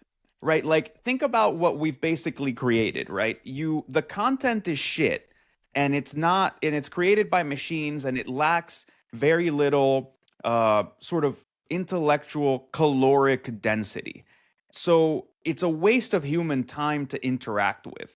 The only way you're going to sift through that is to have a machine that is sifting through the content on the other side and essentially summarizing and parsing it for you into something hopefully concise and calorically dense and actionable and valuable.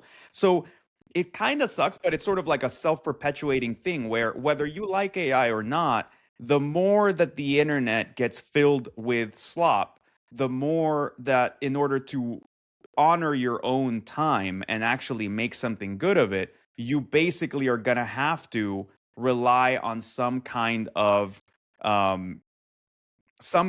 tool, AI-based tool, to sift through that shit and make it so you're not wasting your time. So it's sort of self-perpetuating in a sense. And frankly, our frustrations speak more to the lack of viable solutions to the problem than it does to the state of the internet.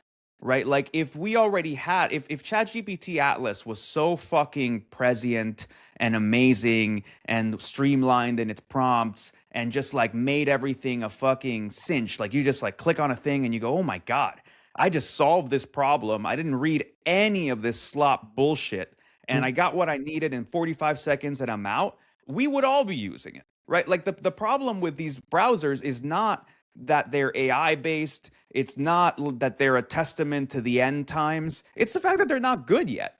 They're just not good yet. If they had that shit down, we would all be singing their praises because, to be honest, the internet has been garbage for at least like 5 years.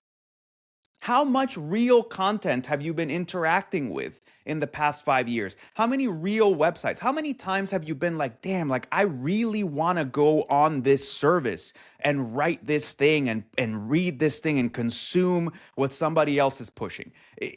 I don't remember in a long time, right? Like so for a while I was trying to vibe code like a private site for like posting stuff and discussing with a private group of friends because I miss the feedback. I miss being able to go on Twitter and say, hey, I was working on this thing or I thought of this thing, and to have the replies be the Grug and Halvar and like brilliant human beings who would pop in there and say, you're a fucking idiot. But that you're hasn't gone forgetting away. this, that, and the How other. has that gone away? Yes, it has. It With what? absolutely The death has. of Twitter? Yeah, with the death of Twitter, but also like name any platform where you're gonna get that kind of interaction. Like if I tried posting on LinkedIn for a bit, I fucking hate like LinkedIn, but also like it is not a platform that encourages consumption of content in any way because it's just meant for like networking and trying to get a job. And like every once in a while, like I would post something and like I'd be fucking thrilled because like Joshua Sachs would like pipe up and say something awesome, and I'd be like, oh, thank God. Like that was worth this whole thing. But for the most part, nobody's reading it. No one's interacting with it. You post something on Twitter. No one's reading it. Most people are not reading. Like I now have thousands of people on LinkedIn. Nobody's reading this shit. Like Did Igor add you? No, Igor is. He Igor hasn't has, accepted mine either. Me neither. Like Igor, if you're listening, dude, I just want to read your stuff. Is he real? Is he real? Not, he doesn't have AI. a photo. He's an He agent. still doesn't have a photo. No, my bigger point is like, and I think this is maybe slipping into more of a discussion of like community failures and our lack of proper comms, right? Like most of the InfoSec community has moved to some private Slacks, but for the most part, it's just happening in Signal groups. Private groups, right? Right. That Signal private groups are great for like the kind of comms that we need on a day-to-day basis. They are not really threaded forums with some kind of persistence and ability to share. So like I think there's like something missing. You are missing almost like a private community of micro blogging and discussion, whatever, right? But it genuinely, it's not that I'm sad because I can't show off my fancy thoughts to my friends. It's more that you're lacking a genuine means of like feedback and interaction. And I think Twitter might still be working perhaps for the AI folks. I hear that there's a lot of healthy discussion and some unhealthy discussion between a lot of the frontier labs and the people that are researching stuff on Twitter. But when you look at those threads, half of it is obviously bots. The other half of it is like a bunch of weird, like racist, random young guys with a bunch of opinions, right? Like a bunch of unsolicited opinions. And for the most part, that does not make for it a community that you're interested in engaging with. It also does not leave the door open for intellectual curiosity. You're not going to go on there and say, oh, this is kind of interesting, but why doesn't it work this way? When you know that what you're going to get is a bunch of ignorant fucks just like slamming you and nobody with any kind of sense actually engaging in the discussion with you. And that's just not what we had before. So I don't know. I think this kind of morphed, but essentially going back to Gabe's point, like I do think AI has ruined the internet. It has also become an excuse for a lot of corporate bullshit decision making, like firing a bunch of people, even though we know that you're not getting the economic ROI of AI is not the reason that you're firing people at all. You're just trying to fuck with your earnings numbers and you think we're all idiots and you're turning around, you're hiring a bunch of people at the other end. And it's all just the kind of shit practices that we get from like this middle management, managerial class of like HR bullshit jobs and people that justify a lot of things that would be unjustifiable if you had to put your name to them. But since you can hide behind bureaucracy and public markets and so on, who cares? It's all good, right? So that opinion is already there. And I think what it takes us back to is actually the amazing optimism of the AI folks that they can erode the fabric of society on a variety of levels, and more importantly, erode the livelihood of a lot of people, and that their future is still going to be inevitable. That at no point are people going to take the Romanian route and walk out there and fucking hang Sam Altman, or Dario or any of these dudes, and then go burn a couple of data centers down and be like, fuck you. It's coming. The burning of the data Something centers. positive to say about LinkedIn. The Zip game is really nice. Like, I've been playing Zip on LinkedIn. I don't know if you've been playing that. Fuck is I've that? seen it's been prompting me to play. It's Yes, probably because I'm because connected I am to playing, you. right? Yes. It's like some That one silly is game. fun. It's You a play with silly this thing? game. Oi. It's a silly game, but it's fun. I always look at those things as malware. Just staying on the AI front, OpenAI We issued forgot something, Yes. if I may interrupt you, to mention the fact that we missed a fantastic story about Dakota, by the way. I think Yes. you know what I'm talking about, Yes, right? yes, yes. He's been flagged by the Chinese government as one of its key antagonists, I want to call it. Is that a fair way to say it? Yeah, anti-China chorus. Choir. Yeah, the Choir? chorus, yeah. Along with like people like Richard Baitlake. The list are the typical folks who talk about China and stuff. But shout out to Dakota, shout out to his hair, who a fantastic photograph they use as well, which is amazing. I believe he told us it's a wedding picture. So we're quite we're quite proud of. OpenAI issued a document this week to explain how they think about safeguarding models in this dual use world where it can be used for offensive purposes and defensive purposes. And they gave a copy of the report, early copy of the report, to Axios, who positioned it as new models likely pose high cybersecurity risks. A little bit of a clickbait of a headline. But why? Why this piece of communication from OpenAI now that the models can and will develop zero-day remote exploits against even well-defended systems? Like, what's the purpose of this? Is this in response to some of the criticism around the Anthropic report around like this conflict between APT guys are using our thing and we're good enough to spot it, so it's not really useful? Why an OpenAI document now? So I think there's legitimate things behind this, and then there's like bullshit things behind this. So let's try to address this on a couple of levels. First of all, I think the Anthropic report around this Chinese espionage, sort of automating through cloud code, blah, blah, that has kicked off some waves, especially considering that apparently Dario is supposed to go testify or answer questions in front of Congress next week.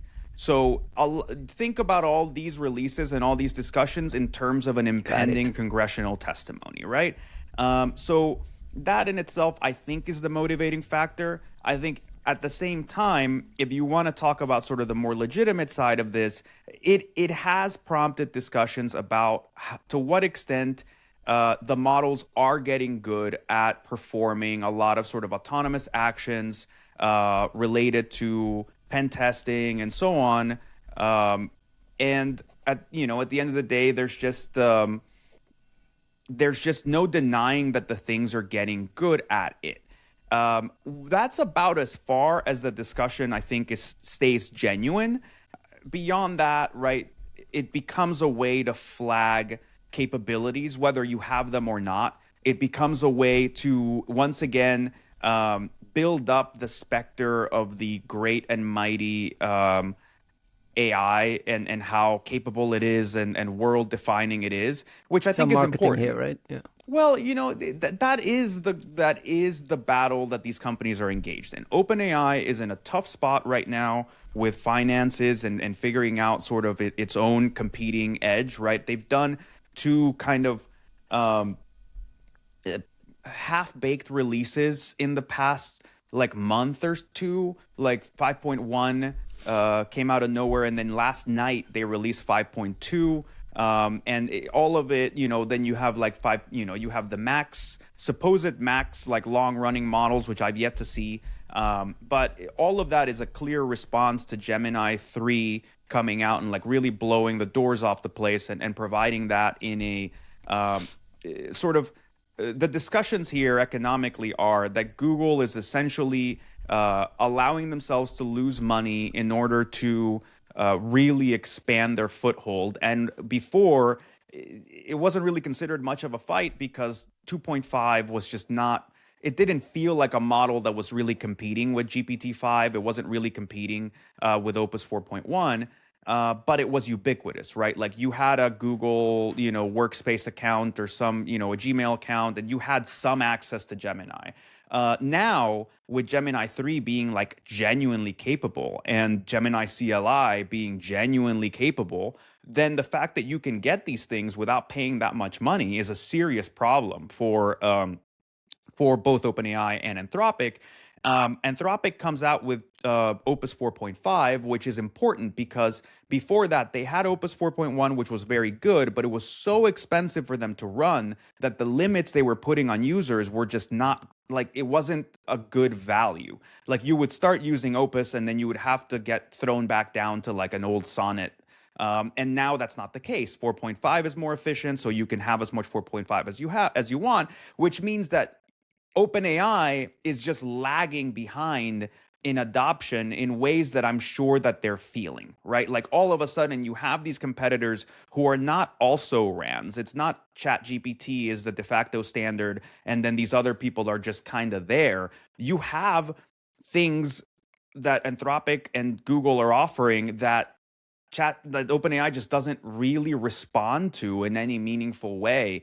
We heard that there's like a code red at OpenAI, and there's a lot of discussions about what's happening with their new round of funding. They get 40 billion, but they didn't really get 40 billion, but they can get 20, but it's only if SoftBank raises 10, and like just a lot of like sort of not amazing sounding things as far as you can tell. So there's a lot of things sort of impelling and motivating this discussion forward.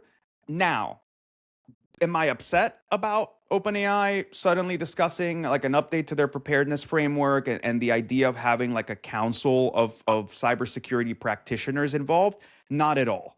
I will be upset if it's full of, the usual kind of charlatans and like would-be random talking heads. Like, I think this is an opportunity to actually get some practitioners in there and to test the models and push them and start to have more realistic discussions, right? Like my issue with all of the safety bullshit is that it's almost all predicated around EA, around like sort of the existential threat type folks who want to talk about how we protect ourselves from the all-knowing, all-powerful AI. And that seldom involves actually protecting ourselves from the real, already present AI and the very likely AI capabilities that are coming. So I'm all for having those conversations. And I really hope that this becomes like a genuine engagement and like getting some actual practitioners involved in this and then having discussions, because frankly, if all we've got here is guardrails against, whatever bullshit, or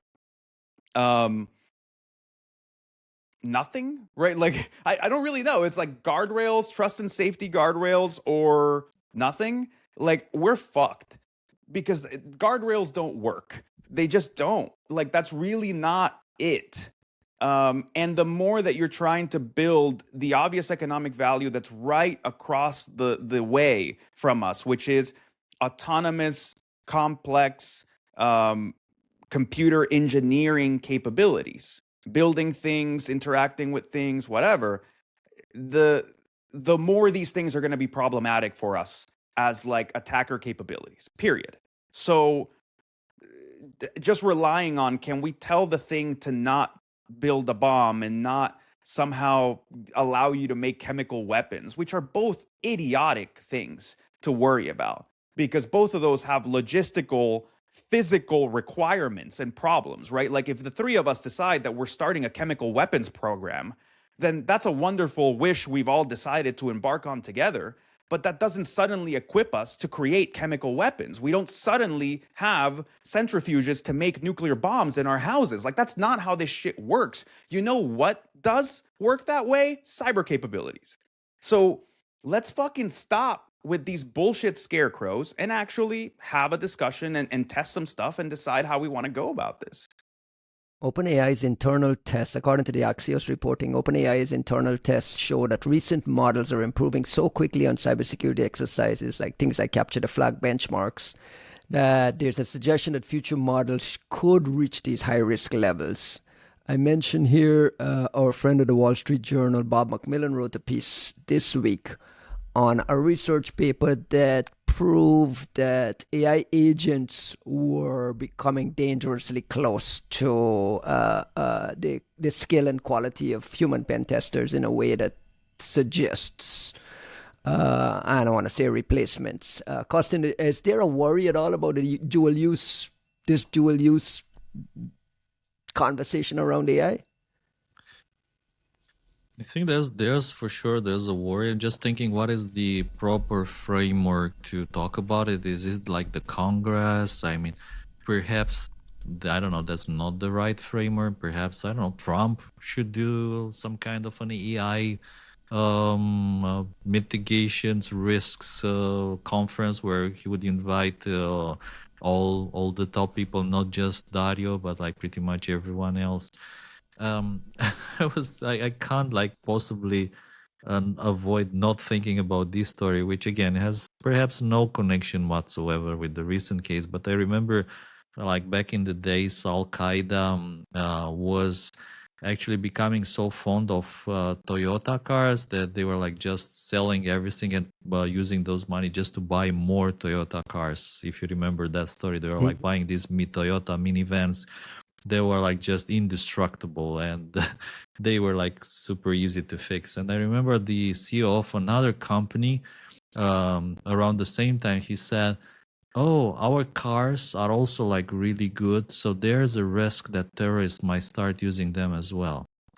And again, no connection with the current story, but I do think that probably there should be another higher framework to discuss, not just with Dario, but like with pretty much all the other brands that the terrorists could use, and have some honest discussions about the possibilities and the threats and what kind of measures be put into place. To be honest, I'm not worried at all about people chatting with ChatGPTs.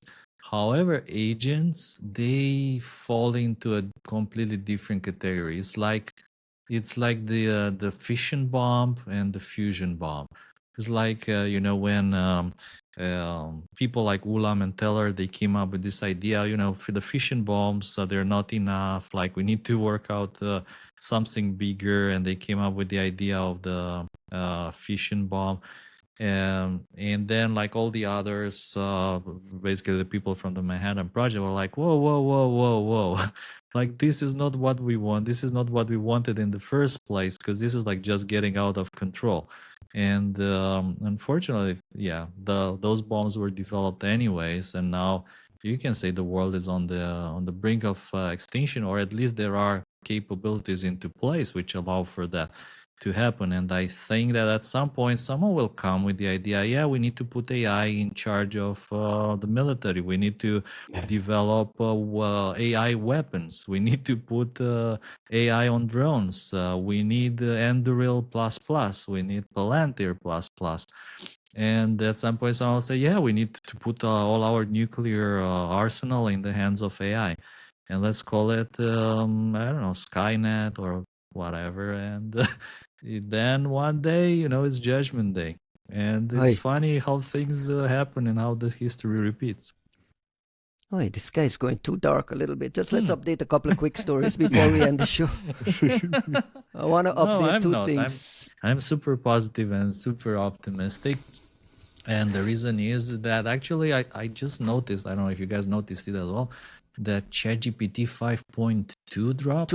Yeah, I saw Yeah, it. I saw last it night. pop up in my Last thing. night. Oh, okay. It was 5.1 and now today is 5.2. Mhm. And it's better like Is it? than 5. Like 5.1, well, 5.0 was good.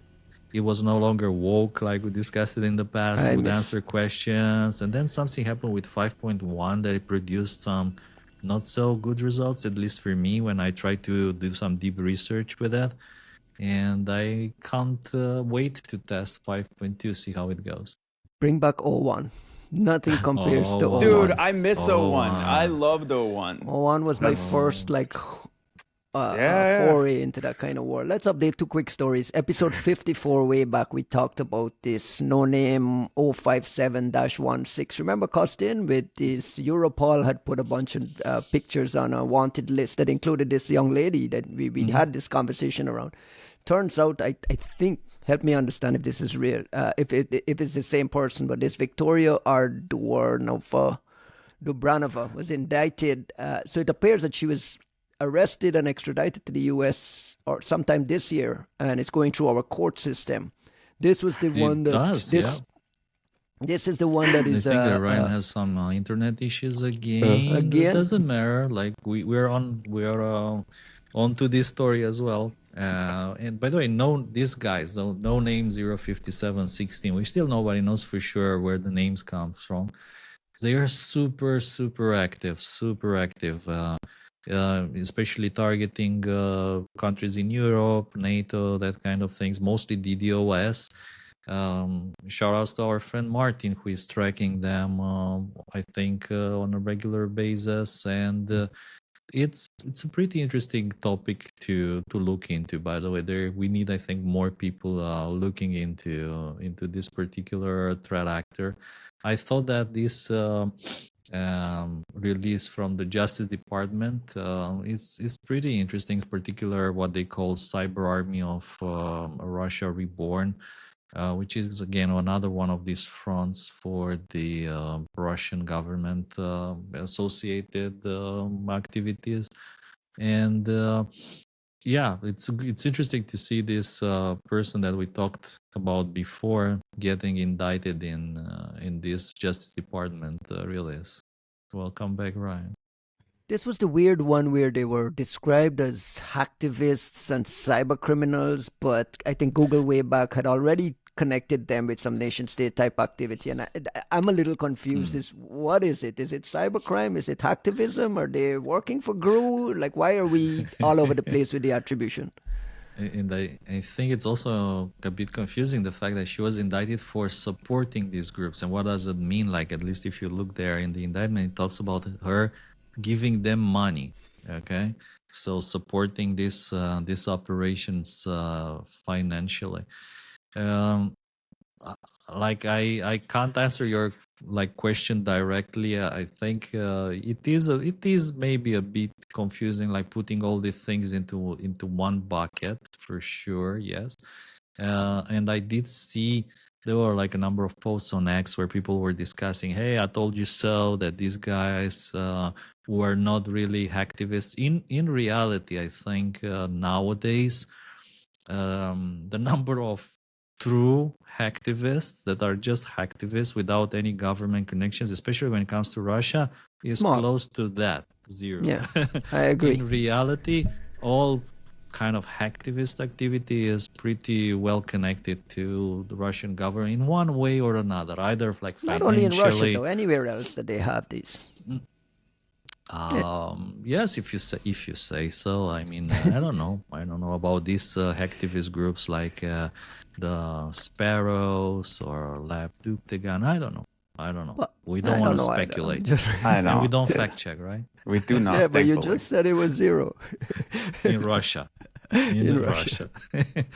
There are some hacktivist groups which I think they are like hacktivist groups. That is people getting together and doing things. One interesting example would be these Belarusian cyber partisans. I can't tell you for sure if they're like connected to the government, but for sure I know that they appear different from from other things in a way. So if they are connected to the government, which government would they be connected to? Because it does seem that they even like their spokesperson, if I remember correctly, she is Belarusian. So there is some real activist activity, at least in this one example. But with the Russian activist groups, I mean, the vast majority are either connected to the government sponsored, associated with some kind of institute, either financed through some presidential grant program or decree, and so on and so on. We are at the 2-hour mark, and I want to touch on one last story before we get to our shout-outs. Palo Alto Unit 42 put out a report on a Hamas-affiliated group called Ashen Lepus using a new malware called Hashtag to target global government diplomatic institutions for espionage in places like Oman, Morocco, Egypt, Jordan, Palestinian Authority. Is that something we should all be paying attention to? Anything we learned there, Costin, Juanito? Well, what's a lepus, by the way, or lepus? What's that? I don't know. Lepus. Ashen Lepus. It's a type of hair, I guess. Hair? Like a kind of mammal that looks like a rabbit, according to Google. I don't know. Okay. Interesting. Yeah, I mean, we used to call them worthy, or like sometimes where the I is a one, like written as a with a one. This group, this group. I mean, they've been around for some time. It's depending on whom you ask. Associated with the Hamas. I mean, like historically, the Muslim Brotherhood has always been somehow connected with these operations. Like if we go back to the things like Desert Falcons. We talked about back, what was 2015, right? There's been a lot of evolution with these groups, in particular Hamas-affiliated groups. And of course, since October 7, like the activity with these Hamas-affiliated groups has greatly been hindered by the war in Gaza, obviously. A lot of them had their headquarters bombed, their servers bombed, their tunnels bombed, their everything bombed. So there hasn't been much visible blogging from security companies on Hamas-affiliated activity.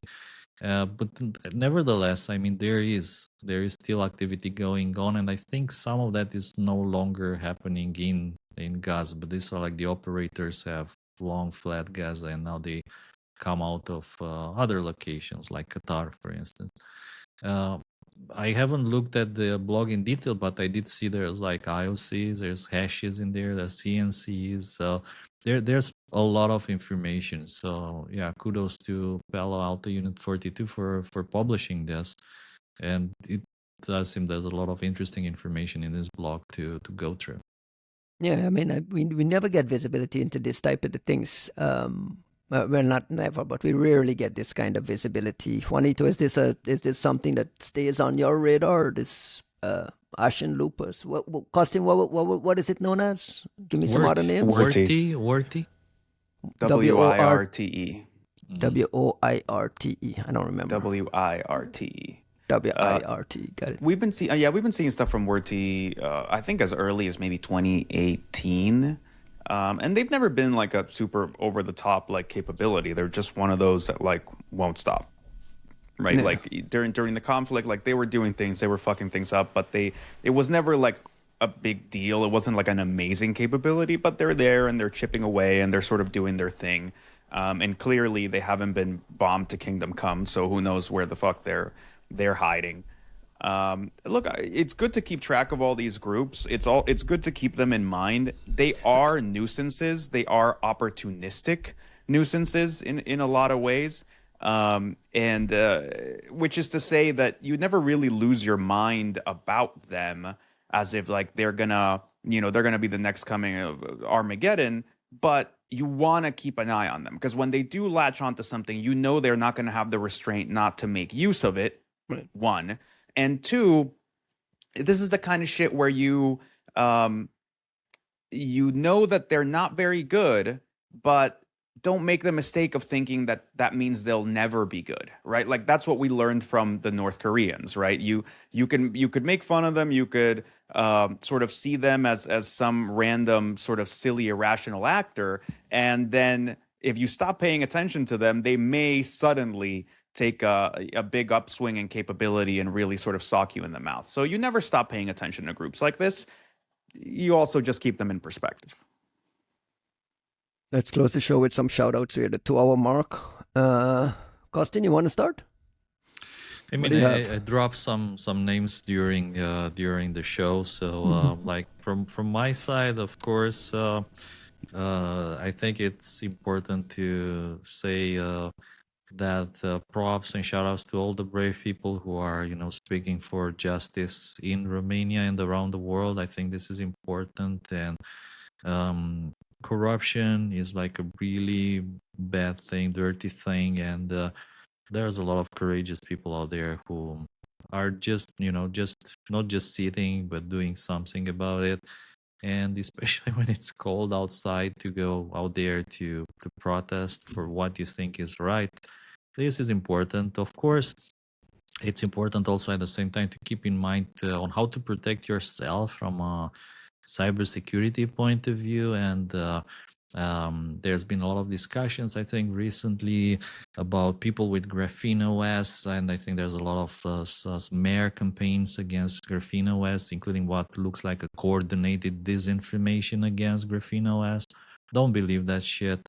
Graphene OS is a super solid thing. I use it myself. A lot of people use it as well.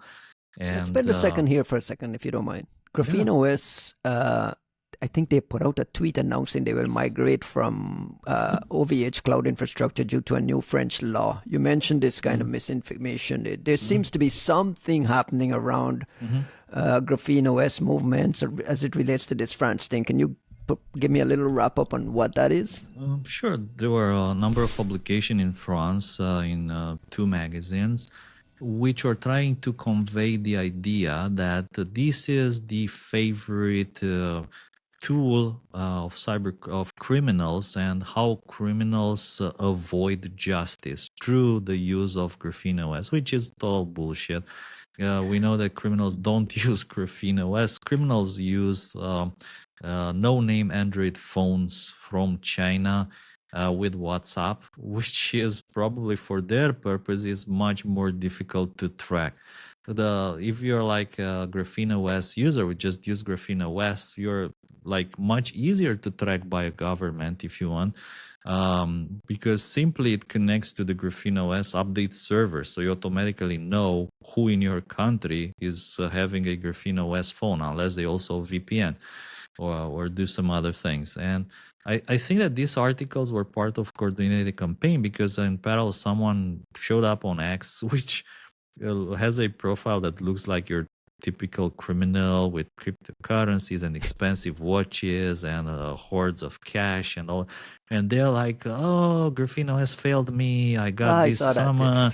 And like, this looks such a fake thingy, in the sense that it's just trying to push this idea that criminals use Graphene OS. And to me, with my spider senses, this is a coordinated campaign to push the idea that criminals use Graphene OS so that someone can do something about Graphene OS in the context of chat control and banning of VPNs in Europe and age verifications and other things. You can see that this is part of a trend, and the direction where this is going is not very bright. So this is why I said that don't fall for these things. Graphene OS is a solid thing. You have nothing to worry about if you run it correctly. And in reality, criminals don't use Graphene OS. They use WhatsApp and no-name Chinese phones. There's part of a building narrative that France is an anti-privacy. France is becoming very antagonistic to privacy. They were a supporter of the proposed EU chat control legislation. They had the Pavel Durov arrest that was, built up in the world, that it was anti-free speech.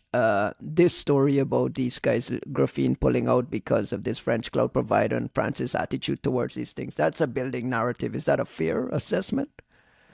I think it's hard to say if it's fair or not. But if you look at what's happened, you can understand why they have this perception and why they're going into this direction. Like you were saying, Pavel Durov got arrested in France for like allegedly not cooperating in shutting down criminal groups on Telegram or giving them access, right?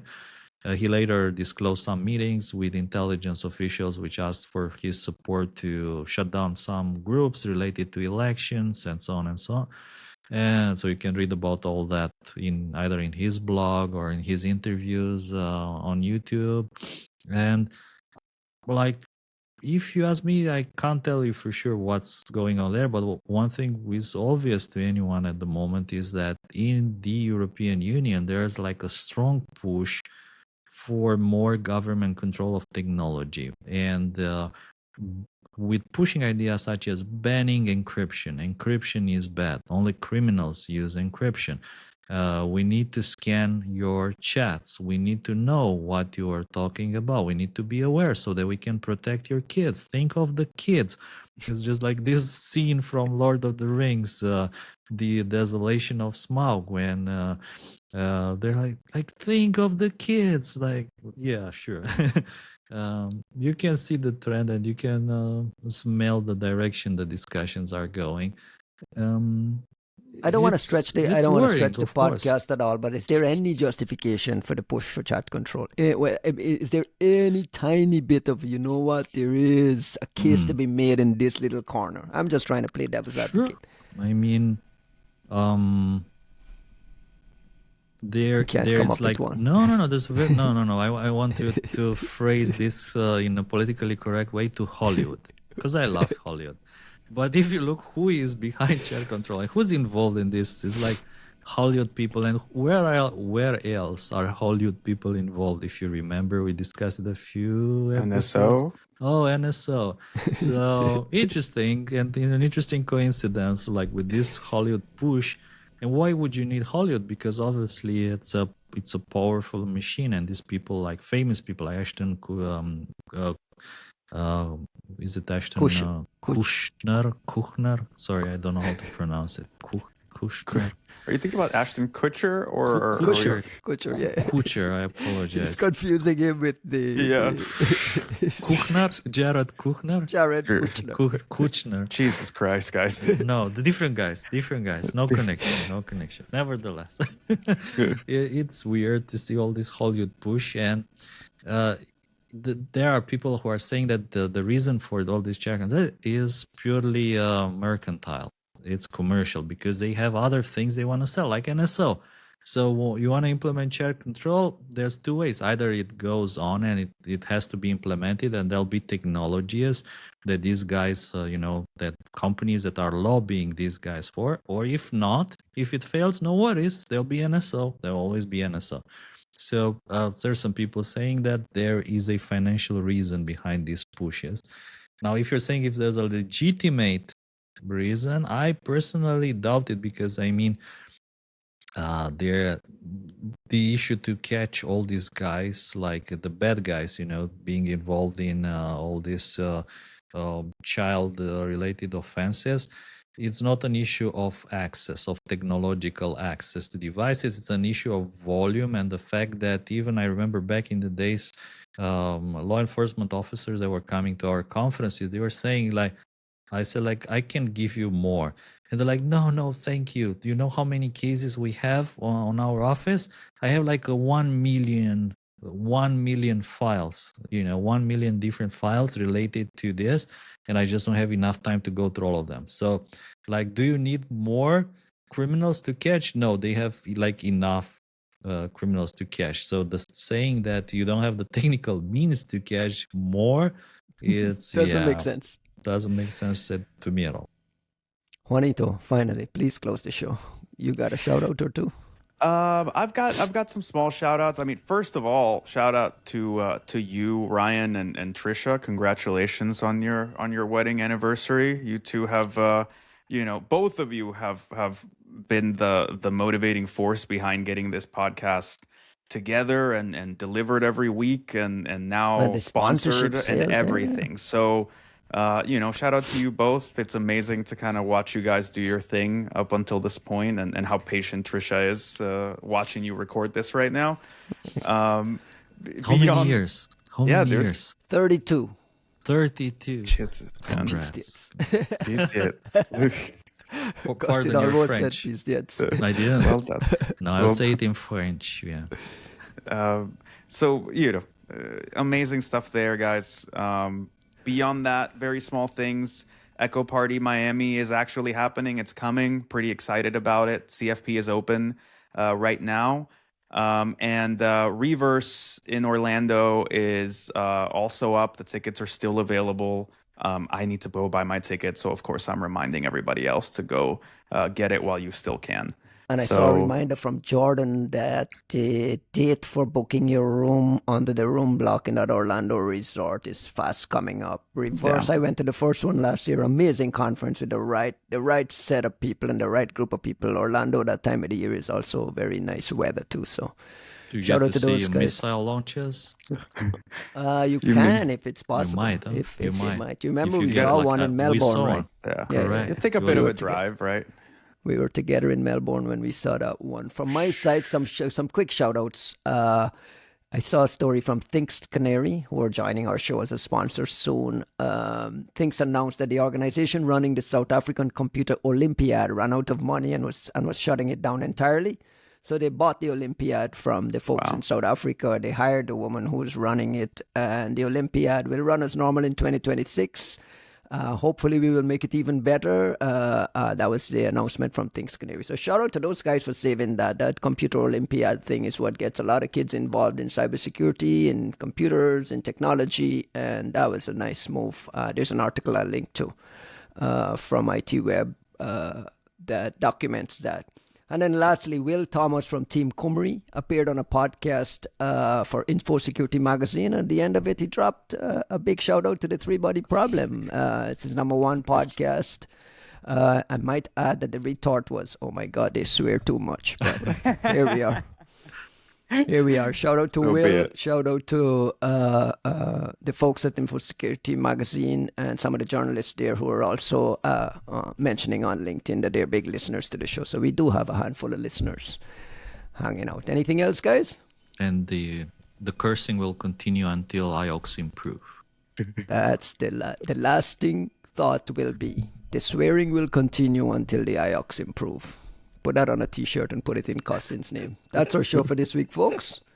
We'll catch you next week. Thanks, guys. Thanks, everyone. Ciao, bye.